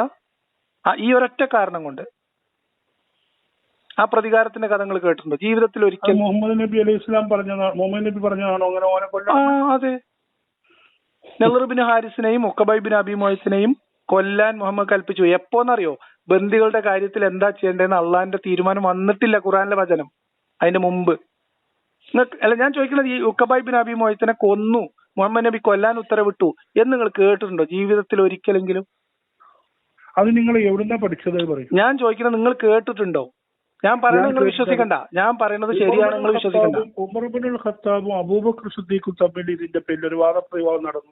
അത് ഇവരുടെ കാര്യത്തിലേ അല്ല. അള്ളാഹുവിന്റെ അത് ഇവരുടെ കാര്യത്തിൽ, അത് ഉഖബ ഇബ്നു അബീ മുഅയ്ത്തും നളർ ബിൻ ഹാരിസൊക്കെ അതിന്റെ മുമ്പേ തീർന്നു. ബാക്കിയുള്ളവരുടെ കാര്യത്തിലാണ് ഉമറും അബൂബക്കറും തമ്മിലുള്ള തർക്കമൊക്കെ നടക്കുന്നത്. അപ്പം പ്രവാചകൻ പ്രതികാരം ചെയ്തു. അത് ഞാൻ പറഞ്ഞതല്ല. ഉഖബ ഇബ്നു അബീ മുഅയ്ത്തിനെ കൊല്ലാൻ കൽപ്പിക്കുമ്പോ ഞാൻ പറഞ്ഞുതരാം, ഹദീസിലുള്ള ചരിത്രത്തിലുള്ള പറഞ്ഞു. ഓക്കെ, ഞാൻ നിങ്ങളോട് ഇപ്പൊ നിങ്ങളെ പോലെയുള്ള ആളുകളൊക്കെ കേൾക്കുമ്പോ എനിക്ക് മനസ്സിലാവുന്നത് എന്താ വെച്ചാല്, നിങ്ങളൊക്കെ ചിന്തിക്കുന്നത് ഇവരെ കുറിച്ചൊക്കെ നിങ്ങളുടെ ആ ഒരു ചുറ്റുവട്ടത്തില്, നിങ്ങളുടെ ആ ഒരു ചിന്തക്കുള്ളിലും ഈ ഹദീസുകൾ തന്നെ, പല ഹദീസുകളും ഇപ്പൊ ബുഖാരിയുള്ള എല്ലാ ഹദീസും ഞാൻ ഏറ്റവും ചുരുങ്ങിയത് അൽബാനി സഹീഹ്, ഞാൻ പറയട്ടെ, ഞാൻ ഏറ്റവും ചുരുങ്ങിയത് അൽബാനി സഹീഹാണെന്ന് കൺഫേം ചെയ്ത ഹദീസ് എടുക്കാറുള്ളൂ. നിങ്ങൾക്ക് എന്താ പറയാ? അതായത് ഇവിടെ ഹദീസുകൾ തന്നെ ആകെ 3000-4000 ഹദീസ്, 5000 ഹദീസ് ഉണ്ടാവും. ഇവിടെ 10, 15, 20 ലക്ഷമൊക്കെ ഹദീസ് മനപ്പാടുള്ള കഴിഞ്ഞകാല പണ്ഡിതന്മാരുണ്ട്. ഇവരാരും ഇത് എഴുതി വെക്കാത്ത പറയാം. ഇവർ എഴുതി വെച്ചതാണ് ഞാൻ പറയണേ, നിങ്ങൾ വായിച്ചിട്ടില്ലാത്തതാണ്. അപ്പോ നിങ്ങൾക്ക് എന്താ വെച്ചാൽ നിങ്ങളുടെ ആ ഒരു ചിന്തയിൽ കാണുന്ന പ്രവാചകൻ പ്രതികാരി, അതായത് ഇന്നങ്ങനെ കാട്ടിയതുകൊണ്ട് ഞാനൊരു പ്രതികാരം ചെയ്യുന്നുണ്ട്, നമ്മുടെ ഒരു രീതിയിൽ ഇവരൊക്കെ കാണേണ്ട ഒരു പ്രതികാരദാഹികളായി മാറി എന്നൊക്കെയാണ്. അതായത് അങ്ങനെ വരുത്തി തീർത്താലേ നിങ്ങൾ എന്തിന് ഞാൻ ചോദിക്കുന്നത്, ഞാൻ ഈ പറഞ്ഞ കാര്യങ്ങൾ ഞാൻ പറഞ്ഞു, നിങ്ങൾക്ക് മൗലവിമാര് സ്റ്റേജില് ആൾക്കാരോട് വയലു പറയണ കേൾക്കണം. അത് ഇതേ സാധനം. ഉഖബ ഇബ്നു അബീ മുഅയ്ത്തിനെ കൊല്ലാൻ ഉത്തരവിട്ടു. അപ്പൊ ഉഖബ ചോദിച്ചു, എന്റെ കുട്ടികൾക്ക് ആരാളുള്ള പ്രവാചകരേന്ന്? നരകമാണ്, അന്നാർ എന്ന് മുഹമ്മദ് നബി പറഞ്ഞു എന്നാണ് ഇസ്ലാമിന്റെ ചരിത്രം മലയാളത്തിൽ എഴുതിയ പുസ്തകങ്ങളിൽ പോലും ഉള്ളത്. നിങ്ങൾ വായിച്ചിട്ടില്ല, അതാ പ്രശ്നം. ഇനി ഞാൻ വേറൊരു കാര്യം ചോദിക്കട്ടെ. അല്ല, ഈ കാര്യങ്ങൾക്ക് മനസ്സിലായോ? ഇനി ഇങ്ങനത്തെ കുറെ കാര്യമുണ്ട്, ഞാൻ പറയാം. ഞാൻ ചോദിക്കുന്നത് രണ്ട് കാര്യങ്ങളെ കുറിച്ച്, ആധികാരികമായിട്ട് ഇത്തരം സംഭവങ്ങളെ കുറിച്ച് നിങ്ങൾക്ക് മറുപടി തരാൻ കഴിയുന്ന ആളുകളെ കിട്ടിയാൽ നിങ്ങൾ അവരെ അംഗീകരിക്കാൻ തയ്യാറുണ്ടോ? ഉറപ്പല്ലേ? എന്താ നമുക്ക് എന്താ തർക്കം? ഇപ്പൊ എനിക്ക് മുഹമ്മദ് ഒരു പ്രശ്നക്കാരനായിരുന്നു സ്ഥാപിച്ചിട്ട് എനിക്ക് എന്ത് നേടാനാ? നിങ്ങൾക്ക് നിങ്ങളെ പിന്നിലുള്ള ആളുകൾക്ക്, എനിക്കും എന്റെ പിന്നിലും ഒരാളും ഇല്ല, എന്റെ മുന്നിലും ആളില്ല. എനിക്ക് അതാ ഞാൻ പറഞ്ഞത്, നിങ്ങൾക്ക് എന്നെ കുറിച്ച് ഒന്നും അറിയില്ല. മനസ്സിലായോ? നിങ്ങൾ എന്റെ വീഡിയോസും കണ്ടിട്ടില്ല. നിങ്ങൾ എവിടുന്ന് ഏതോ ഒരു വീഡിയോ ആരോ അയച്ചു തന്നു, അല്ലെങ്കിൽ നിങ്ങൾ എങ്ങനെയോ എന്റെ പേര് കണ്ടു, അപ്പൊ എന്നെ ഒന്ന് വിളിക്കാം എന്ന് വിചാരിച്ചു, അത്രേ ഉള്ളൂ. നിങ്ങൾ എന്റെ വീഡിയോ നിങ്ങളെ കണ്ടിട്ടില്ല. പക്ഷെ നിങ്ങളുടെ ഈ 1-2 യാദൃശ്യമായിട്ട് കണ്ടു, അതില്ല. അപ്പൊ നിങ്ങൾ ഇസ്ലാമിനെ കുറിച്ചും മറ്റേ പ്രവാചകനെ കുറിച്ചൊക്കെ ഇങ്ങനെ പറയുന്ന ഒരാളാണ്. ഇതിപ്പോഴാണ് നിങ്ങൾ ഇത്രത്തോളം ഇതിനോട് എതിർപ്പുള്ള ആളാണ്. എന്റെ എതിർപ്പ്? ആരോടെ എതിർപ്പ്? എനിക്ക് ആരോടെ എതിർപ്പ്? മുഹമ്മദ് നബിയോട് കംപ്ലീറ്റ് ഒരു എന്തോ മുസ്ലിങ്ങളോട് എനിക്ക് നിങ്ങളോട് എന്തെങ്കിലും എതിർപ്പുള്ളതായിട്ട് നിങ്ങൾക്ക് സംസാരിക്കുമ്പോ, ഒരു സുഹൃത്തിനോട് സഹോദരനോട് സംസാരിക്കുന്നതിന് അപ്പുറത്തേക്ക് ഞാൻ നിങ്ങളെ ഡിസ്റെസ്പെക്ട് ചെയ്തായിട്ട് നിങ്ങൾ തോന്നി ഒരു രീതിയാണ്. ഞാനത് നിങ്ങളിൽ ആകർഷണമായിട്ട് നിങ്ങളുടെ ലേക്ക് വരണം, ആ എക്സിലേക്ക് വരാൻ. ഇവിടെ അങ്ങനെ ഒരു എക്സും കിടക്കുന്നില്ല. നിങ്ങൾക്ക് മെമ്പർഷിപ്പ് എടുക്കാനും നിങ്ങൾക്ക് പള്ളിയിൽ ഇമാമ് നിൽക്കാനും ഒന്നും ഒരു സംഭവമില്ല. ഉണ്ട് ആളുകൾ അവരങ്ങനെ ഐഡന്റിഫൈ ചെയ്യുന്നു. എന്തിനാ? അത് ഓരോരുത്തരുടെ ചോയ്സ് അല്ല. ഇത് ഇന്ത്യ മഹാരാജ്യമല്ലേ? ഞാൻ ചോദിക്കുന്നത് അത് ഓരോ മനുഷ്യന്റെ ചോദ്യമല്ലേ? വെറുപ്പുള്ള ഒരു സംഗതിയുടെ ആ ഐഡന്റിറ്റിയിൽ വേണോ? പിന്നെ അപ്പൊ നിങ്ങൾക്ക് മനസ്സിലാക്കി കൂടെ അത്ര മുസ്ലിം എന്ന് പറയുന്ന വിഭാഗത്തിനോട് അത്ര വെറുപ്പില്ലാത്തവരാണ് നമ്മൾ എന്നല്ല നിങ്ങൾ മനസ്സിലാക്കേണ്ടത്. വെറുപ്പുള്ളവരാണ് ഏറ്റവും ആ ഒരു ഐഡന്റിറ്റി കിട്ടിയാലേ. എന്തിനാണ് നിങ്ങൾ നമ്മൾ വസ്തുതകളിലാണ് സംസാരിക്കുന്നത്, വിഷയങ്ങളിലാണ് സംസാരിക്കുന്നത്. ഇനി നിങ്ങൾ പറഞ്ഞു ബദർ മീൻസ് അവിടുന്ന് ഓടിപ്പോന്നല്ല, വെൽ പ്ലാൻഡ് ആയിട്ടുള്ള ഒരു റീസെറ്റിൽമെന്റ് ആയിരുന്നു. മനസ്സിലായോ? മുഹമ്മദ് നബി പ്ലാൻ ചെയ്ത് മുഹമ്മദ് നബിയുടെ മതത്തിന്റെ ഉയർച്ചയ്ക്ക്, മുഹമ്മദ് നബിയുടെ തുടർ ജീവിതത്തിന്, മുഹമ്മദ് നബിയുടെ തുടർ ലക്ഷ്യങ്ങൾ പൂർത്തീകരിക്കുന്നതിനുള്ള കൃത്യമായ പ്ലാനിങ്ങോട് കൂടിയിട്ടുള്ള ഒരു ഹിജറയാണ്, ഒരു യാത്രയാണ്. ആരുണ്ടാക്കിയതല്ല. ഇപ്പൊ നിങ്ങൾ പറഞ്ഞ അവിടെ ജീവിക്കാൻ സമ്മതിക്കാതെ ഓടിപ്പോയി, തെറ്റാണ്. നിങ്ങൾ അവരെ കൊല്ലാൻ വേണ്ടി വീട് വളഞ്ഞപ്പോ തെറ്റാണ്. ആ സംഭവങ്ങളൊക്കെ അവിടെ അസ്വസ്ഥതകളും ചെറിയ പ്രശ്നങ്ങളൊക്കെ ഉണ്ടായിട്ടുണ്ട്. പക്ഷെ മുഹമ്മദ് നബി ആ വീട് വളഞ്ഞപ്പോ ഒരു യാത്രയില് ഒറ്റ ഒരു രാത്രി കൊണ്ട് അപ്പം തീരുമാനിച്ചെന്ന് രക്ഷപ്പെട്ട് കളയാം, യാസീനോദി മണ്ണും വലിച്ചെറിഞ്ഞ് അള്ളാഹിന്റെ അപാരമായിട്ടുള്ള അനുഗ്രഹം കൊണ്ട് രക്ഷപ്പെട്ട് ഓടിക്കളയാം, അങ്ങനെയല്ല ഹിജറ നടക്കും. ഒരു രാത്രി കൊണ്ട് തീരുമാനിച്ചല്ല, അവർ പോകാൻ വേണ്ടി കുറെ മുമ്പ് തീരുമാനിച്ചിട്ടുണ്ട് അല്ലേ? പ്രവാചകൻ അള്ളാഹുവിന്റെ നിർദ്ദേശം. അതാണ് ഞാൻ ചോദിച്ചത്.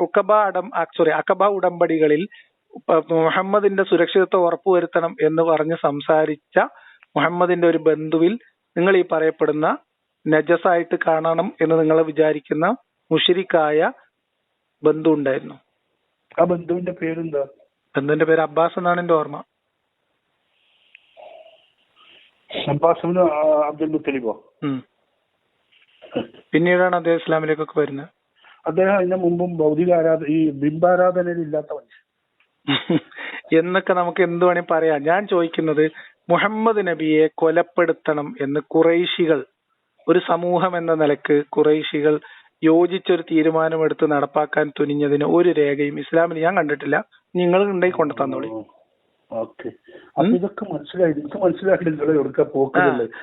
ഇനി അതിൽ ഞാൻ പറയണത്, മുഹമ്മദ് നബിക്ക് ഒരു രാഷ്ട്രീയ ലക്ഷ്യം ഉണ്ടായിരുന്നു. മുഹമ്മദ് നബിക്ക് മക്കയിൽ ഒരു ലക്ഷ്യമുണ്ടായിരുന്നു. ആ ലക്ഷ്യത്തിന് വേണ്ടി മുഹമ്മദ് പ്രവർത്തിച്ചു. അതിലൊന്നും നമുക്ക് അതിനകത്ത് ഇതൊരു ചരിത്രമാണ്, നടന്ന സംഭവമായിട്ടാണ് നമ്മൾ ഇതിനെ മനസ്സിലാക്കണം. അല്ലെങ്കിൽ അങ്ങനെയാണ് വായിക്കുന്നത്. ഒരു രാഷ്ട്ര നേതാവായി വളർന്നു, ഒരു രാഷ്ട്രം പണിതു, ലോകം മുഴുവനും പിന്നെ മുഹമ്മദ് നബിയുടെ കീഴിലാവുകയും ചെയ്തു. ഭൂരിപക്ഷം മുസ്ലിങ്ങളും മുഹമ്മദ് നബിയുടെ കീഴിലായി. അതായത് മുഹമ്മദ് നബി വഫാത്താകുന്ന ഇപ്പോഴൊക്കെ മുസ്ലിങ്ങൾ ഇതിലേക്ക് വരുന്നതൊക്കെ പേടിച്ചുകൊണ്ടാണ്. അതിന് തെളിവ് തരാം. മുഹമ്മദ് നബിയുടെ ആശയ വ്യക്തത കൊണ്ടാണെങ്കിൽ അല്ല, ഞാൻ പറഞ്ഞാൽ നിങ്ങൾക്ക് അറിയാത്ത എന്തൊക്കെ കാര്യങ്ങൾ അല്ല ഞാൻ പറയാം. മുഹമ്മദ് നിങ്ങൾ പറയും, എനിക്ക് പറഞ്ഞേരി.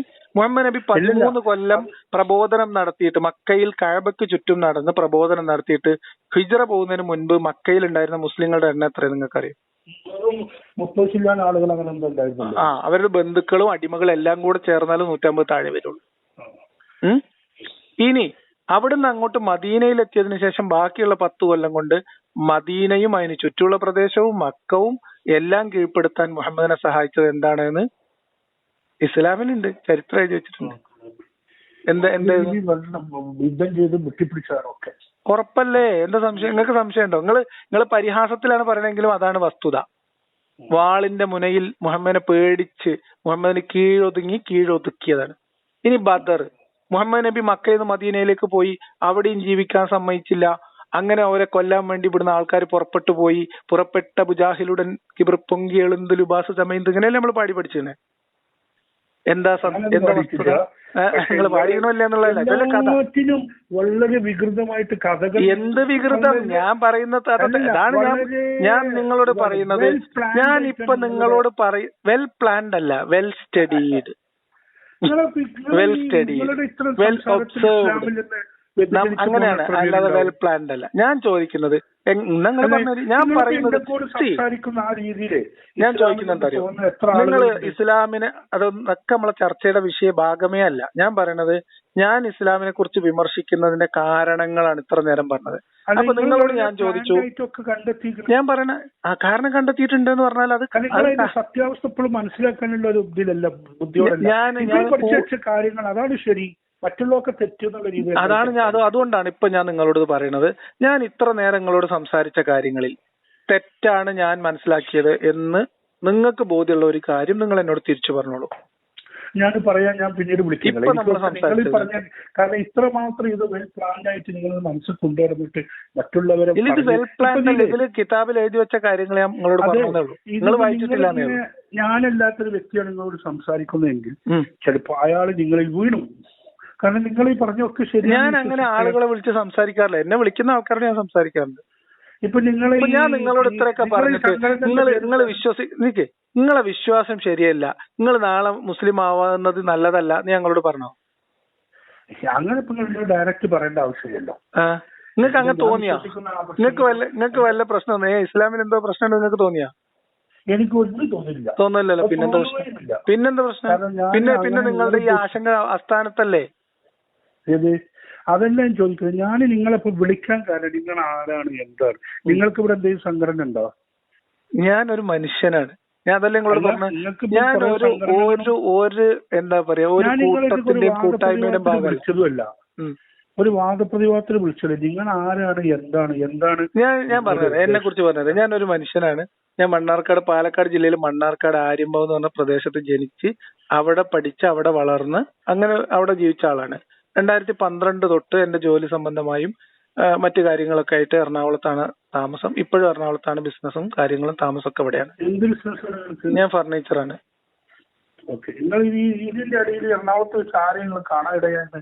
ആരെ? നിങ്ങൾ ഈ ഒരു പ്രസ്ഥാനത്തിൽ നിന്ന് വ്യതിചലിച്ച് നിങ്ങളിപ്പോ ഈ പറഞ്ഞുകൊണ്ടുവന്ന വസ്തുതയിലേക്ക് നിങ്ങളെ ക്ഷണിച്ച് അല്ലെങ്കിൽ ആരുമല്ല. അത് ഞാൻ എറണാകുളത്തേക്ക് എത്തുന്നതിന് മുമ്പ് എന്റെ ഈമാൻ പോയത് എവിടുന്നാന്നും കൂടി പറഞ്ഞുതരാം. മദീനന്നാ പോയത്. നിങ്ങൾ മദീനയിൽ പോയിട്ടുണ്ട്? മദീനയിൽ പോയിട്ടുണ്ട്. 3 മാസം തുടർച്ചയായിട്ട് മദീനയിൽ ഉണ്ടായിരുന്നു. ജോലി സംബന്ധമായിട്ടാണ് പോയത്. പിന്നെ എനിക്ക് അവിടെ നിൽക്കാൻ പറ്റില്ല എന്ന് തോന്നിയപ്പോ ഞാൻ തിരിച്ചു വന്നു.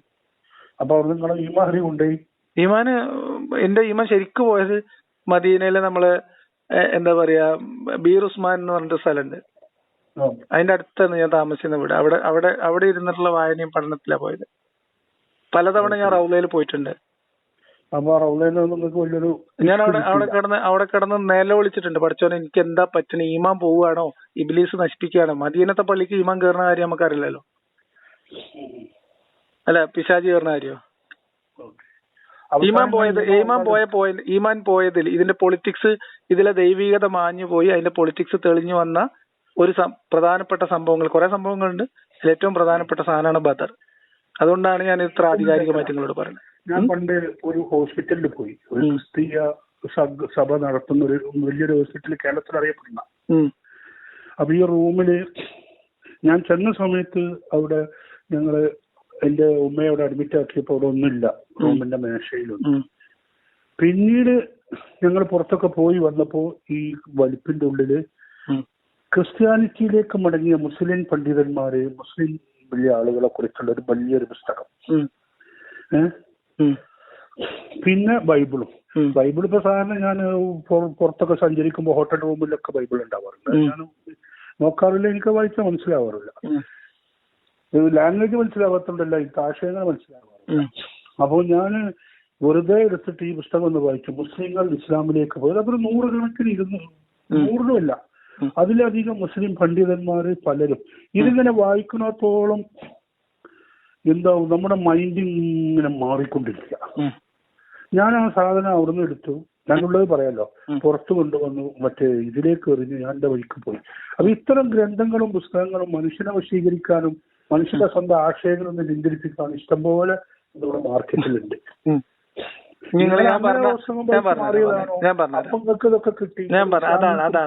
അതുകൊണ്ടാണ് ഞാൻ പറഞ്ഞത് നിങ്ങൾക്ക് എന്നെ മനസ്സിലായിട്ടേ ഇല്ലാന്ന്. ഞാൻ എന്റെ ഈ ജീവിതത്തിൽ ഇത്ര കാലത്തിനിടയിൽ ഒരു ഇസ്ലാം മത വിമർശകന്റെ പുസ്തകം വായിക്കില്ല, ഒരെണ്ണം. ഞാൻ ഇസ്ലാമിനെ കുറിച്ച് വായിക്കുന്നത് മുഴുവൻ ഇപ്പോഴും എന്റെ കയ്യിലുള്ളത് ഇസ്ലാമിക് ഗ്രന്ഥങ്ങൾ മാത്രമാണ്. ഇന്ന് പിന്നെ നിങ്ങള് അത്തരത്തിൽപ്പെട്ട ഒരാൾ ഇതുവരെ കണ്ടിട്ടില്ല. അതുകൊണ്ടാണ് അങ്ങനത്തെ ഒരാളെ കണ്ടത് കൊണ്ട് തന്നെയാണ് എനിക്ക് നിങ്ങൾ ഈ പറഞ്ഞ സംശയങ്ങൾ എന്ത് വന്നാലും എനിക്ക് ദൂരീകരിക്കാൻ കഴിയുന്നത്. അത് ആരോ എന്തൊക്കെയോ പലതും കടത്തിക്കൂട്ടി, സയനിസ്റ്റുകൾ പലതും കടത്തിക്കൂട്ടിയിട്ടുണ്ട്. അതാണ് ഞാൻ പറഞ്ഞത്. ഞാൻ ഒരു ഇസ്ലാം മത വിമർശകനെയും വായിച്ചിട്ടില്ല. ഞാൻ ഒരു ഇസ്ലാം മത വിമർശകന്റെ പ്രസംഗം കേൾക്കുന്നത്, ഇസ്ലാം മതമൊക്കെ ഉപേക്ഷിച്ച് ഞാൻ എന്റേതായ ജീവിതം തുടങ്ങിയതിനു ശേഷം ഞാൻ പല ആളുകളുടെയും പ്രസംഗത്തിന്റെ അവിടെ ഒക്കെ കേട്ടിട്ടുണ്ടെന്നല്ലാതെ എന്റെ റെഫറൻസ് ഇസ്ലാം മത വിമർശകരല്ല. ഞാൻ ഇപ്പോഴും ഇസ്ലാമിനെ കുറിച്ച് സംശയം ജനിക്കുന്നവരോ അല്ലെങ്കിൽ ഇസ്ലാമിനെ കുറിച്ച് പഠിക്കണം എന്ന് ആഗ്രഹിക്കുന്നവരോ വിമർശന ബുദ്ധിയെ പഠിക്കണം എന്ന് ആഗ്രഹിക്കുന്നവരോടോ ഞാൻ പറയാറുള്ളത് ആദ്യം വായിക്കേണ്ടത് ഖുർആനാണ്. അത് കഴിഞ്ഞ ഹദീസ്, അതിന്റെ തഫ്സീറുകള്, സീറത്തു റസൂലുള്ളാഹിന്റെ, ഇസ്ലാമിന്റെ ആധികാരിക ഗ്രന്ഥം എന്ന് ഇസ്ലാമിക സമൂഹം വിലയിരുത്തിയ ഗ്രന്ഥങ്ങൾ മാത്രം. അത് മാത്രം വായിച്ചിട്ടാണ് ഇസ്ലാമിനെ പഠിക്കേണ്ടത്. വിമർശകർക്ക് എന്തൊക്കെ പറയണ്ടാവും. ഞാൻ നിങ്ങളോട് പറയുന്ന കാര്യം ഞാൻ പറയുന്നത് കേട്ടിട്ടല്ല അംഗീകരിക്കേണ്ടത്. നിങ്ങൾ പോയിട്ട് ഞാൻ പറഞ്ഞ സാധനം കിതാബിലുണ്ടോ നോക്കണം. ഞാൻ അങ്ങനെയാണ് എല്ലാവരോടും പറയുന്നത്. മുസ്ലിമിൽ ഞാൻ അടുത്ത കാലത്ത് കണ്ടു പ്രവാചകനെ വളരെ മോശമാക്കുന്ന ഒരു ഹദീസ്. അതിനൊക്കെ വായിച്ചപ്പോ ഉറപ്പാണ് പ്രവാചകനെ മോശമാക്കുന്ന ഹദീസാണെന്നുള്ളത്. അങ്ങനെ കുറെ കടന്നുകൂടിയിട്ടുണ്ട്. നിങ്ങൾ അതൊക്കെ വായിച്ചെന്താ സഹീഹുൽ മുസ്ലിം എന്ന് പറഞ്ഞിട്ട്, സഹീഹുൽ ബുഖാരി, സഹീഹുൽ മുസ്ലിം എന്നൊക്കെ പറഞ്ഞിട്ട് ഗ്രന്ഥങ്ങൾ ക്രോഡീകരിച്ചത് ഇസ്ലാം വിമർശകരാണോ എന്ന് നിങ്ങൾ പറയുന്നത്? അതിൽ കുറെ കേറി കൂടിയിരിക്കുന്ന എങ്ങനെ കേറിക്കൊണ്ട് നൂറ്റാണ്ട് എത്രയായി? 14 നൂറ്റാണ്ടായിട്ട് മുഹമ്മദ് നബിനെ വിമർശിക്കാനും മുഹമ്മദ് നബിനെ മോശക്കാരനാക്കാനും കടത്തിക്കൂട്ടിയ ഹദീസുകൾ കണ്ടെത്താനും അത് അതിൽ നിന്ന് റിമൂവ് ചെയ്യാനും ഇത്രയും കാലം കൊണ്ട് ഈ മുസ്ലിം സമുദായത്തിന് പറ്റിയിട്ടില്ലേ? പിന്നെ ഈ ഉമ്മത്തിലെ പണ്ഡിതന്മാർക്ക് എന്താ പണി? വെറു ഈ തേങ്ങാച്ചോറുന്നല്ല? അതൊരു ചോദ്യല്ലേ? നൂറ്റാണ്ട് എത്രയായി?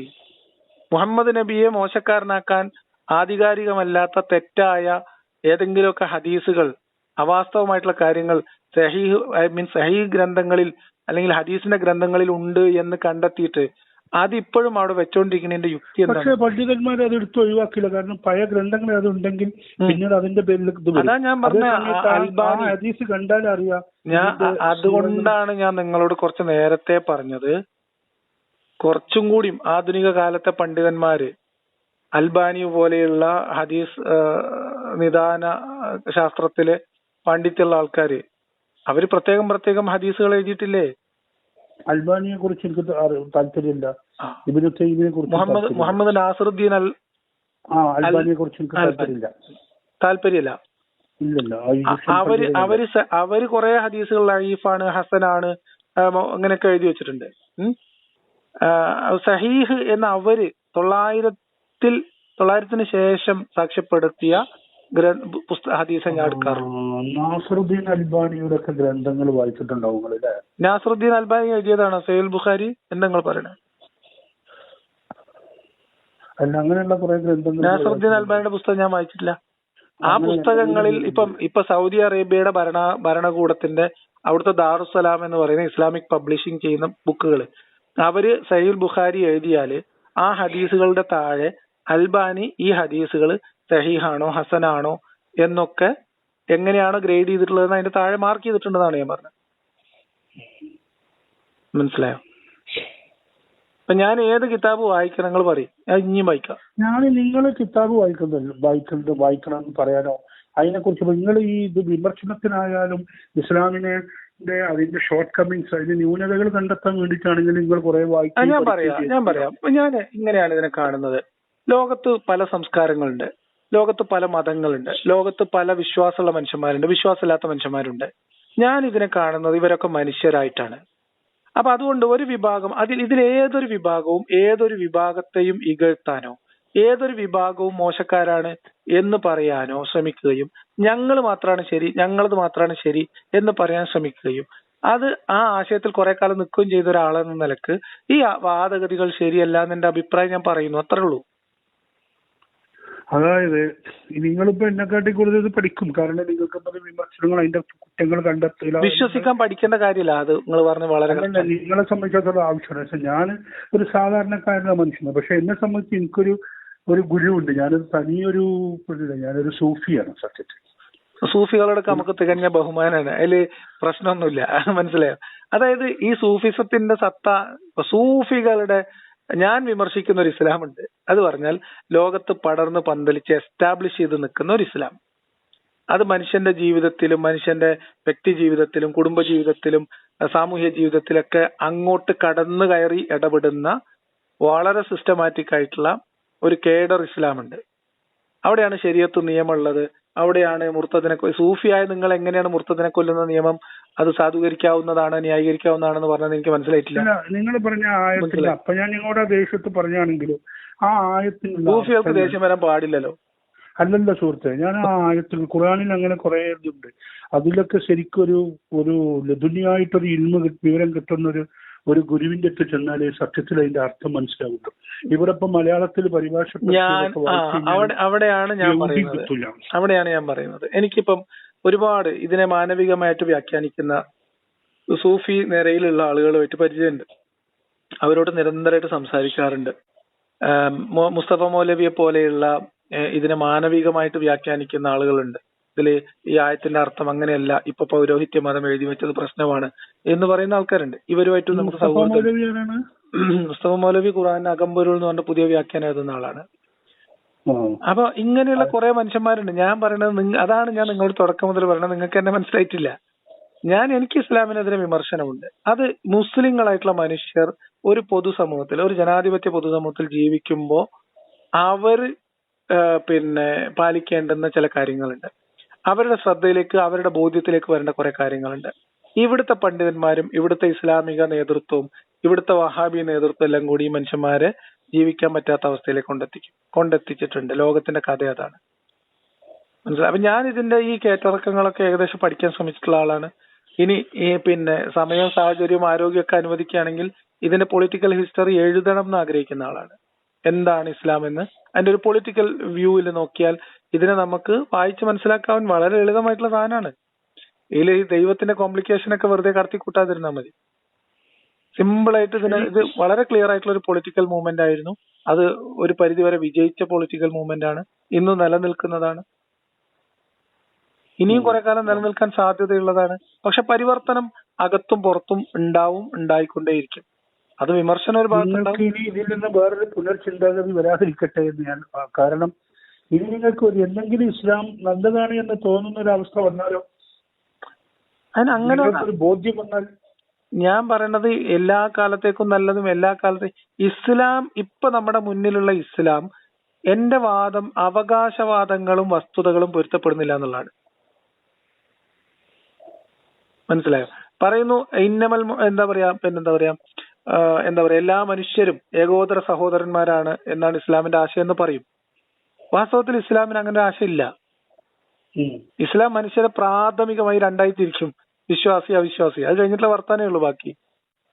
എല്ലാ സാമൂഹ്യ രാഷ്ട്രീയ നിയമ വ്യവഹാരങ്ങളിലും കുടുംബ ജീവിതത്തിലും വ്യക്തി ജീവിതത്തിലുള്ള നിയമങ്ങളിലും ഒക്കെ മുസ്ലിം അമുസ്ലിം വേർതിരിവിന് അനുസരിച്ചിട്ടുള്ള നിയമങ്ങളാണുള്ളത്, പരിരക്ഷകളാണുള്ളത്. ഇതാണ് ഇസ്ലാമിന്റെ സോഷ്യോ പൊളിറ്റിക്കൽ കാര്യം. ഇതങ്ങനെയാണെന്ന് ഞാൻ പറയും, കാരണം അത് അങ്ങനെ അല്ല എന്ന് വിശ്വസിക്കുന്ന കുറെ ആൾക്കാരുണ്ട്. അവർ വിചാരിക്കുന്നത് ഇത് ഈ പറയുന്ന പോലെയാണെന്നാണ്. അല്ല, വസ്തുത മനസ്സിലാക്കിയിട്ട് വിശ്വസിക്കുന്നവർ വിശ്വസിക്കട്ടെ, നിസ്കരിക്കട്ടെ. എന്റെ വീട്ടിൽ ഇപ്പോഴും മുസല്ലിയും നിസ്കാരക്കുപ്പായൊക്കെ ഉണ്ട്. ഇവിടെ ആരെങ്കിലും വരുമ്പോൾ അവിടെ നിസ്കരിക്കാനുള്ള സൗകര്യമുണ്ട്. ഞാൻ മാരീഡാണ്, എന്റെ കുട്ടികളുണ്ട്. ഭാര്യ മുസ്ലിമാണോ? അവരൊക്കെ ഞങ്ങള് നിക്കാഹ് കഴിഞ്ഞ് ജീവിതം തുടങ്ങിയ ആൾക്കാർ തന്നെ. അവരിപ്പോ നിസ്കരിക്കാറൊന്നുമില്ല. നമ്മൾ കുട്ടികളെ മദ്രസയിലൊക്കെ ഒരു മൂത്ത മോൻ 5 വയസ്സ് വരെ പോയിരുന്നു. ഇളയ കുട്ടി 2-3 വയസ്സ് വരെ, മീൻസ് രണ്ടാമത്തെ പെൺകുട്ടി 3-ാം ക്ലാസ് വരെ പോയി. പിന്നെ മതപഠനം നമ്മൾ ഈ പ്രായത്തിൽ ഇനി മതപഠനം കൊടുക്കണ്ടെന്ന് തീരുമാനിച്ചു. അവരാവശ്യമുണ്ടെങ്കിൽ വലുതായിട്ട് പഠിച്ചെടുക്കട്ടെ. അവരിപ്പോ ഭാഷ പഠിക്കട്ടെ, ഒരു കണക്ക് പഠിക്കട്ടെ, അവര് ആവശ്യമായിട്ട് ഈ കാര്യങ്ങളൊക്കെ വിശകലനം ചെയ്യാനുള്ള ടാലൻസ് ഉണ്ടാക്കട്ടെ. എന്നിട്ട് അവർ തീരുമാനിച്ചോട്ടെ അവർക്ക് വിശ്വാസം വേണോ വേണ്ടെന്നുള്ളത്. ഞാൻ കുട്ടികൾക്ക് വിശ്വാസം പഠിപ്പിക്കുന്നില്ല, വിശ്വാസം ഇല്ലായ്മയും പഠിപ്പിക്കാറില്ല. ഞങ്ങൾ വീട്ടിൽ ഇങ്ങനത്തെ കാര്യങ്ങൾ സംസാരിക്കാറില്ല. അറബി ഭാഷ പഠിപ്പിക്കാറുണ്ട്? ഇല്ല, ഞാൻ അറബിയും സംസ്കൃതവും ഉറുദു ഒന്നും പഠിപ്പിക്കില്ല. അതൊക്കെ അവർക്ക് പിന്നീട് ആവശ്യമുണ്ടെങ്കിൽ പഠിക്കാലോ. ഓക്കെ, ഏതായാലും ലിയാഖത്ത്, ഞാൻ കുറെ സമയമായി. No problem. ഞാൻ നിങ്ങൾ പറഞ്ഞ സംശയങ്ങൾ ഞാൻ ഖുർആൻ നോക്കട്ടെ, എന്നിട്ട് ഞാൻ നിങ്ങളെ വീണ്ടും വിളിക്കും. ഓക്കെ, സന്തോഷം. മതി, സമയം എടുത്തിട്ട് മതി. ഓക്കെ.